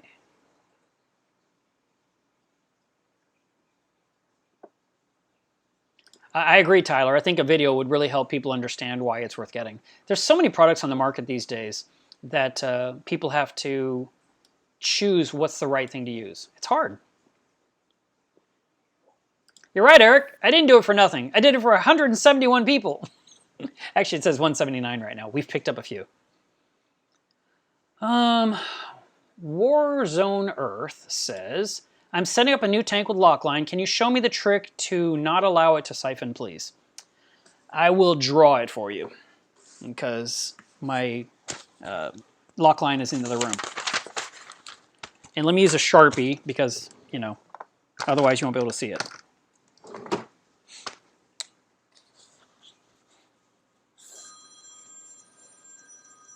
I can't take this phone call right now. All right.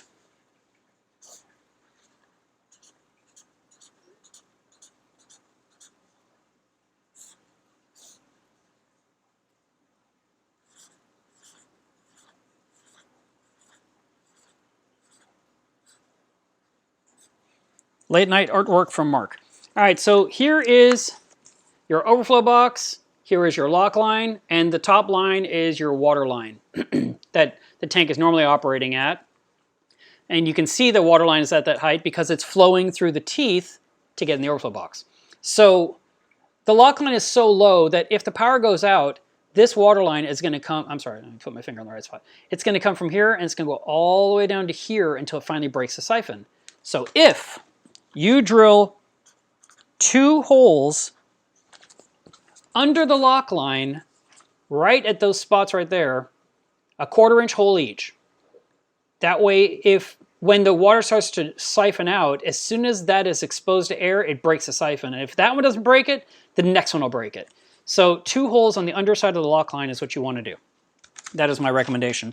And I like to have the hole on the underside of the lock line because when flow is coming out of the lock line, there's going to be water shooting out of those holes straight down. If you drill the holes on the top, the water shoots out straight up into the air and hits your lights.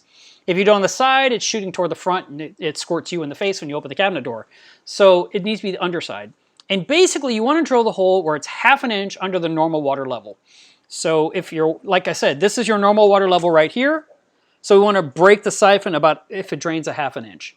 So that would be, you know, kind of what I'm aiming for there. And you know, typically the reality is with lock line, it's actually a little different than how I drew it. The locks are actually a little bit higher. I drew it a little bit wrong. They're usually at the surface, and then as you push down, you shove it down underwater where we like it. So this really is the 1/2 inch point where you can right there, you can drill your anti-siphon holes. And like I said, the hole should be 1/4 inch. If you do smaller holes, they won't break the siphon. You want 1/4 inch. And then from time to time, you want to make sure they are unobstructed. So you can take like a toothpick and kind of work each hole to make sure nothing's clogged, no bubble algae. And also snails go all over your tank, and you could have a snail sitting on one hole getting a nice foot massage. So by having a second hole, there's a chance that the odds of 2 snails being on both holes at the same time when the power outage happens is minimal. So 2 holes is what I recommend. I hope that helps.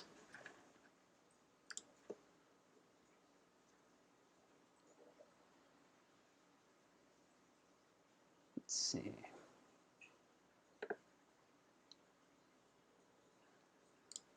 Let me see, I'm seeing chat stuff happening in the background.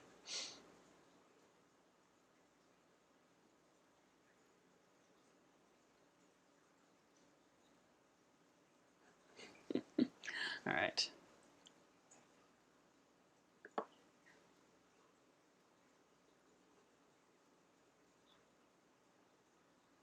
Chris, I hope by now you heard the answer to your super chat. I didn't ignore you, I just didn't get to it at the time.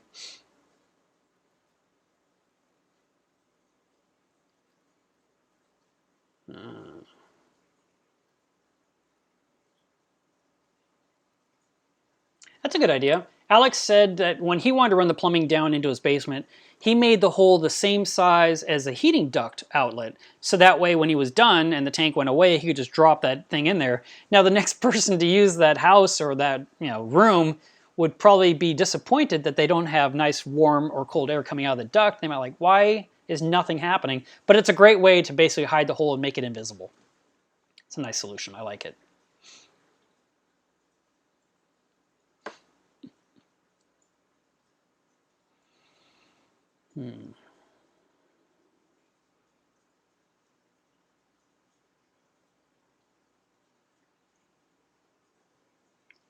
Mac, it probably is not true. There's lots of rumors going around. The fact is, fish stores only know what they're being told, and wholesalers apparently will tell fish stores anything they want to hear to sell corals. So if they say, oh yeah, here's a whole shipment from Indonesia, odds are that's not true. Unfortunately, the fish store by me, Frank, complains about wholesalers all the time. He tells me all the horror stories. And it's one of the reasons I don't sell livestock. I mean, I don't want to do half of the crap he goes through. And he will say, I want these corals. And he says to them, if you don't have them in stock, I don't want to place an order right now. I want to hold off until you have what I need. But if you do have it in stock, I want 4 of those, and you can throw in some other stuff. And they're like, okay, no problem. Yeah, we've got it. No problem. And they place the shipment, and he gets his box, and it's all this stuff. And none of the corals he asked for. And he's furious. And, he would raise hell with them, and he'd get a refund, and he would refuse to pay the bill, or whatever it is. And he burned bridges with those wholesalers. But he was in the right. They tried to screw him because, well, he's so many states away. What's he going to do to me? And what would end up happening is he would stick to his guns. He would be very, adamant that he was wronged. And eventually the wholesaler would say, hey, we want to sell to you because he's got good money. And they would apologize. Well, how can we make it up to you? What can we send you? And he was like, I don't want anything to do with you. And then, the haggling happens, and he tries them out again. But apparently it's a vicious market, and I'm so glad I'm not part of any of that. I'm so happy to build things out of acrylic and sell you guys Blue Life products. There's no drama involved whatsoever. Akin Lord says, do you think the reef keeping hobby's days are numbered? I mean, if they keep shutting down collection in all these different places, I can only assume it'll happen. No, I don't think that the hobby is going to suffer. We may not have the ability to get new things from the ocean, but I don't think that we're going to suffer or even lose the hobby because there's so much aquaculture going on out there. There's so many corals being grown specifically for the hobby, and there's so many hobbyists that are fragging their own corals and sharing or selling them to the fish store to sell. And there's a lot of fish stores that actively now have frag tanks where they're growing their own frags from their own mother colonies or from colonies returned from customers so they can continue to have a market. So no, I don't think that we're doomed. And I think that the gear we have makes things live longer. I think that people are using more energy-friendly products like LED lighting or DC-powered pumps to where the electric bill isn't something to be worried about either. And yeah, so I mean, there are people that are in the middle of nowhere that the only way they can get corals is to have it shipped to them, and that's harder for them than for someone that lives in a busy city where there's a frag swab once or twice a year, and then you just go to it and stock up on goodies. When you go to Aquashella and you walk around, you look at all the corals, you do not have any thought in your head like, oh my God, Indonesia's closed. It doesn't even occur to you. You're like, where did you get all these? They're fantastic, and I want one of everything, and I can't afford it all. So yeah, I wouldn't fear that at all.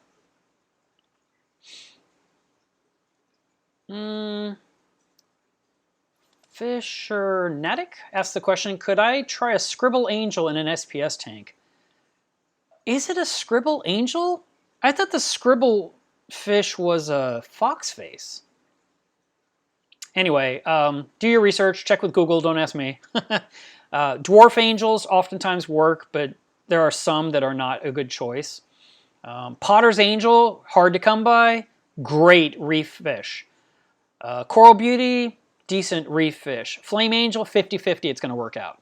So, I mean, there's just 3 off the top of my head. Lemon peel, I think, is a bad choice for a reef tank. I'm not sure of that one. I've never owned one, so I've never done the homework. Anyway, Google it. Don't ask me. Let's see.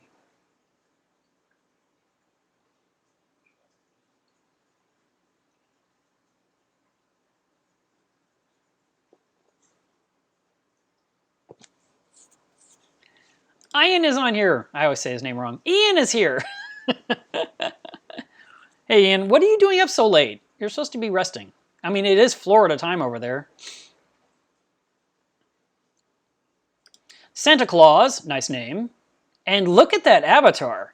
Says, when using Phosphate RX, do I need to use a small micron filter, or is the protein skimmer good enough to bring the water back to normal? My short answer is the protein skimmer will do the job. My longer answer is Blue Life USA came out with a 10 micron sock to trap the flocculant faster and has adamantly recommended everyone use it. And I do stock them and I sell a lot of them. So if you want 10 micron socks that's either 4 inches or 7 inches, I have both of those in stock ready to ship. It definitely will make your water, you know how your water gets cloudy from Phosphate RX? The sock traps it instantly. The sock will not last days. It will last hours and then it will be overflowing. I've seen that happen repeatedly in my system, and I always warn people, the 10 micron sock is no joke. It will trap everything that's over 10 micron, and it will overflow within a matter of hours. So you want to put that sock in right when you're ready to put in Phosphate RX, put the Phosphate RX in there, let it do its job. In about 4 hours or so, remove the sock, let the protein skimmer get the last of it. If you want to, if you're doing it overnight, you don't want to take it out till morning, that's fine. But in the morning, odds are the sock's just overflowing. The good news is the stuff stays in the sock. It doesn't like kick loose and send it all loose into your sump. But ideally, trap it in the sock, remove the sock. And the proteins, but like I said, my short answer was the protein skimmer will do it because for 9 years, they didn't have 10 micron socks, and I used Phosphate RX 5 times a year or 4 times a year, and I let my skimmer take it all out, and I never had any kind of weird situation. It just worked. It's very simple. It's so easy to use. I love it. I might just use some tonight just for fun. Let's see.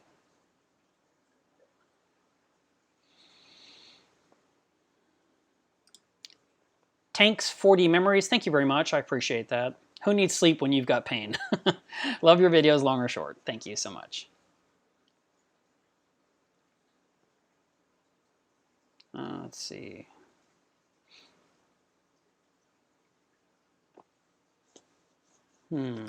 Ryan Snodgrass asks a question. Maybe some of you guys know the answer. In your opinion, at what point is a tank too big to do automatic water changes using a peristaltic pump? What's the alternative for larger volumes? Well, a lot of people are using the dose from Apex to do their automatic water changes. There's also what is that machine called that I used to own? It's a peristaltic pump that was made for medical purposes, to keep you alive in a hospital. And those things are really expensive. The Masterflex. And those things are like $1,500 unless you can get one, and that might be used. I mean, they're top dollar because they're made for the hospital industry. And people are buying Masterflex because you could move like 7 gallons an hour with that thing. So if you want to do, on a big tank, let's say 500 gallons, if you want to change 10 gallons a day on a 500 gallon tank, that would be 90 gallons in a month, right? 30 times 10, that's 300. Terrible math after drinking. 10 gallons a day, 30 days, is 300 gallons on a 500. You changed a ton of water, and you could change that much water in less than 2 hours with a Masterflex that's moving 7 gallons an hour. But you can dial it down to where it's only 3 gallons an hour, or it could be 2 gallons an hour, and you run it for 3 or 4 hours at the night, and then the next day you're back in business, without even knowing about it. Those things are designed to run nonstop, and they're very quiet, but they're very expensive. But they work on giant tanks too. I just, you're talking to a guy that never does water changes, so to talk about doing automatic ones or monthly ones is weird to me. I'm kind of kidding on that. I mean, obviously it's a good thing to do. I just don't do them. So hope that answered your question. In the super large aquariums, like public aquariums, they turn a couple of valves and they redirect water and they drain off 1,000 gallons and then they change a valve and they bring in 1,000 gallons. And it's not it's not automated. There's a human being involved. So.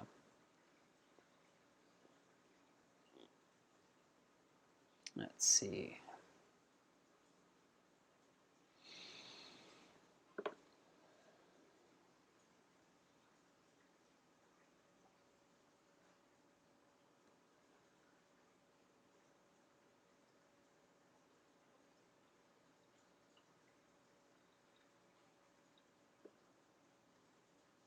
Daniel Yepes asks, what's the best Aptasia solution for the reef? And I have clams. That's fine. Aptasia X does work. The new stuff that everyone's talking about now is called F-Aptasia. And that was the link that Christine gave you as a reply to your question. It's something new and everyone seems to love it. Rylan says, my clownfish seems to be living in my Duncan frag. Is that a normal thing? I just noticed it tonight.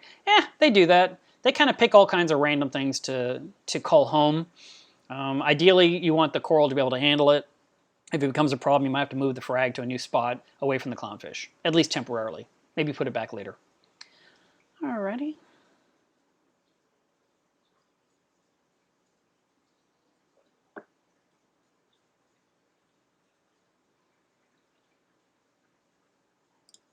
Pickle Boy asks the question, what do you sell on your website to help with red slime?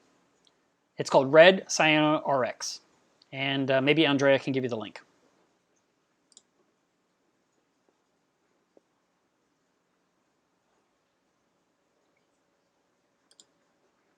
Let me see what's going on here.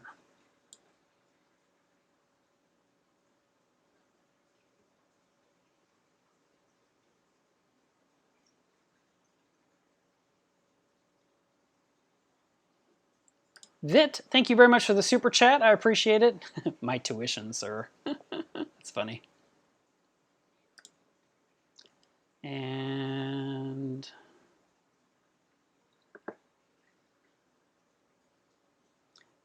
B Speak says, what's the difference between red cyano and green cyano? It really is just a color difference. It's the same stuff. The rest of the world calls cyanobacteria the blue-green algae. But all of us call it red algae because we see red in our tanks. But it exists in blue, in green, in red, in brown. It comes in lots of different shades. And it's still cyanobacteria. It's not algae, it's bacteria. And it takes Chemiclean or Red Cyano RX to get rid of it. Naked Reefer.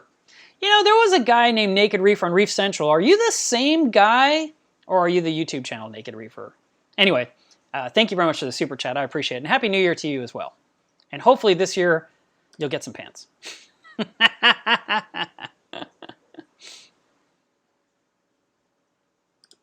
Reef Keeper says, switching to the calcium reactor was the best thing I've ever done for my reef.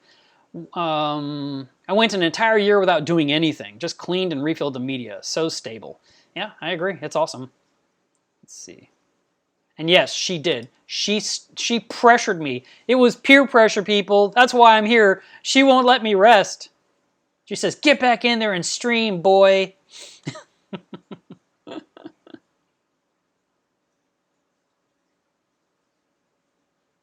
Oh, there you go. Anyone want to guess what this is down here? What are these books right here?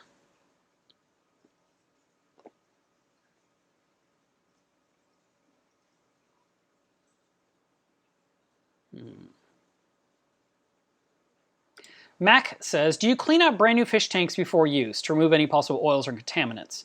If so, what do you use to clean out the aquarium? Yeah, actually, cleaning the aquarium is a very smart move. At the very least, you rinse. But nice, one of the things to do would be to take vinegar and water, like 50-50, or 25-75, like just some vinegar with some water, and just wipe everything down, and then, clean it, dry it all out so you don't have any spots anywhere, and then it's ready to add your water. Oh, nice. Hey, Ken Lord, I didn't realize you were over there in Europe. So are you in Switzerland? Or you're saying on the German side. That was one of the things I really liked. There's a spot in Basel, which is the town I went to school in. And when you got to this one spot on the river, there was a spot called Dreilander Ecke, which meant three-country corner.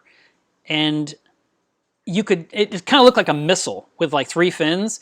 And if you stood on this fin, it was looking to France. And if you looked on this fin, it was looking to Switzerland. If you looked on this fin, it was looking to Germany. Because that was really a neat little thing. And Europe is so small that you can go from country to country to country and see the different places as a day trip. I mean, you can take a train or a tram to get there. It's not like here in Texas, it takes forever to get out of Texas to finally hit Oklahoma. I mean, forget getting from USA to Canada. That's 24 hours of driving. And in Europe, you can you can cover all of Switzerland on a train in like 4.5 hours. It's so small in comparison.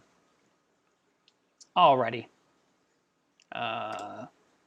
To please Coral Reefs, thank you very much for the super chat. I appreciate it. Let's go to 3 a.m. Forget you. That's not going to happen. Here, take your money back right now. How dare you? Did Andrea put you up to this? Goldslinger, thank you very much for the super chat. You're funny. Put more money in the meter. Keep it going. I feel like I'm the Uber driver tonight. But I'm drinking and driving. This is not safe. Is this the middle of the night? What's up with this? At least I have entertainment when the baby wakes up. Yeah, Nicole, it is 12:34 a.m. We have been streaming again for another hour and 50 minutes for no good reason. And there's 178 of us here right now. It didn't just kind of happen, Andrea. You're such a liar. She made me do it.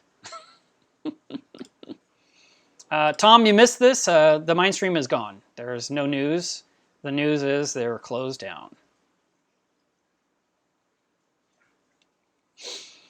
Nicole says, I just moved my tank and I'm not sure what parts to buy for the return. It's the traditional Durso method. What parts do I need? Elbows, slip thread, bulkhead, etc. That's kind of a hard one to help you over a live stream. But if you'll come into Club Milos Reef and post some pictures, we'll definitely help you out. So here is the graphic. You want to go to facebook.com/groups/Milos Reef. If you're a member already, you can post it right now. If you're not a member, I need to approve you, and then you're able to communicate with us and show us pictures. But you need a bulkhead for your drain, and you need a bulkhead for your return. And typically, the drain, my preference is slip. And then you need a straight riser pipe, and you're going to need a T and an elbow and a cap and some little pieces to connect those pieces together. But you just press it together. You don't glue anything, and you have to drill a hole in the top. I do have a video about that. You can actually look at my YouTube channel and type in Durso and hit search, and it'll find it for you really quickly. And it shows how quick you just press the thing together and jam it in the bulkhead. The return is a little different because water's shooting up that one, and you don't want it to pop out and squirt water everywhere. So typically, you'll have a PVC pipe also going up with an elbow and then possibly a threaded fitting for like lock line. And that one we glue together so that no air can be venturied into it. You want that to be completely sealed so only nice clean water comes out with no bubbles. And you usually press that one into a bulkhead. But sometimes there's even a fitting in the bottom of the bulkhead that you would screw that into. But most people don't do that because it's really hard to undo later. But you want to make sure it's pressed in firmly enough that it's not going to pop out. So but anyway, that's kind of just a cursory general way. There might be 3 or 4 different ways of doing this, but that is the way I've done it. Hope that helps.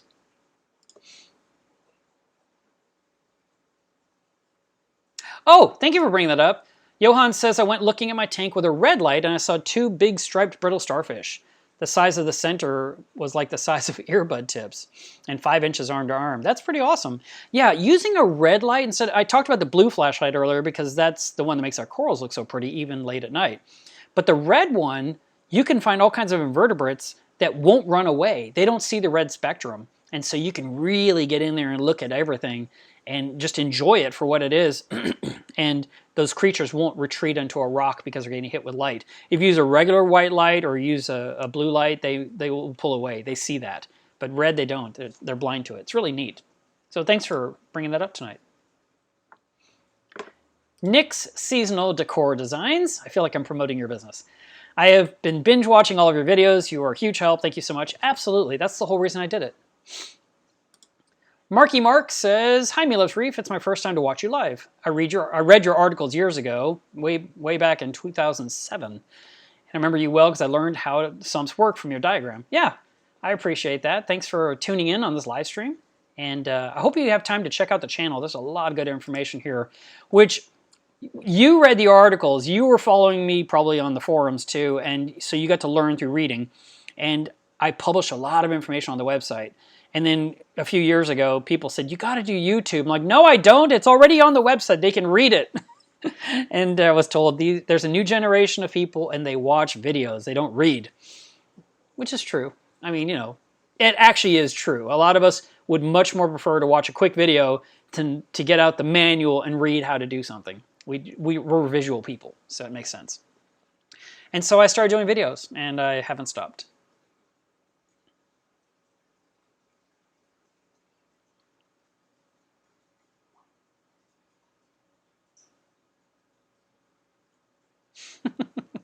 I love the reactions from people. 6 a.m. and a new live stream? What? That's great. Surprise! It's all Andrea's fault. Andrea replies, it's just a dream, go back to sleep. That is too funny. Let's see. Chops NC says, I've been away from the hobby for 19 years, and now I have 2 nano reefs that are 4 months old, and I love the new LED lighting and the new tech. That's awesome. Welcome back. See, you can't get away from this hobby no matter how hard you think you will.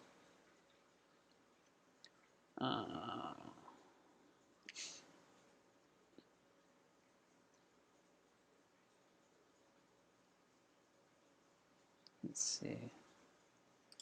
Is there a way to lower KH besides water changes? You could try using white vinegar, but I don't recommend it. I think the water change would be the better route.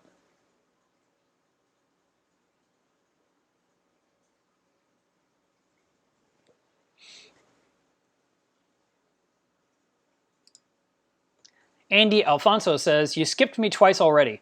I didn't think I did. Could I keep a Biota yellow tang 2 inches in a 29 gallon for a year or so until my 150 is ready? Yeah, you can. And Biota sells little tiny fish, so you can really enjoy something adorable. So yeah, I would be fine at a 29. 2-inch fish in a 29 gallon, no problem at all. Enjoy. And good luck on the 150. Okay, some people are guessing what these magazines are. And there is the correct answer. Santa Claus got it. These are all Coral magazine. So here are a couple of issues. This is the one about the yellow tangs that were being bred in Hawaii. That was when they cracked the code. And here's one about fish that shoal. There you go. So social fishes. And there's a whole bunch of them there. There's actually more, but that's the ones I was able to fit in here. And as you can see, it's full. I'm at the point now where I'm kind of sliding in a couple there. I need more cubes to put the rest of my magazines there. Mina, I didn't skip your super chats. I thanked everyone. If it either it didn't show up in this chat box or I already addressed it. But I'm not ignoring anything. I'm literally working my way down slowly through everything. And if you did send one and I didn't thank you, I'm thanking you now.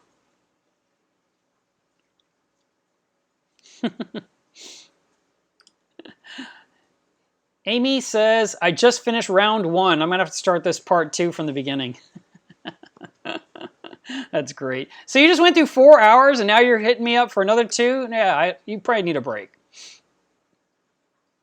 Andrea says I can stop now. Okay, we're done, people. Thank you very much for tuning in. This was all for her to make her happy, and now she's entertained. That's all that mattered, that she'd be entertained. Oh my goodness. You're right. It's been 6 hours today. That's too much. That means I won't be back for a year. We're done. I hope you guys enjoyed 2020. See you in 2021. All right, guys, we're done.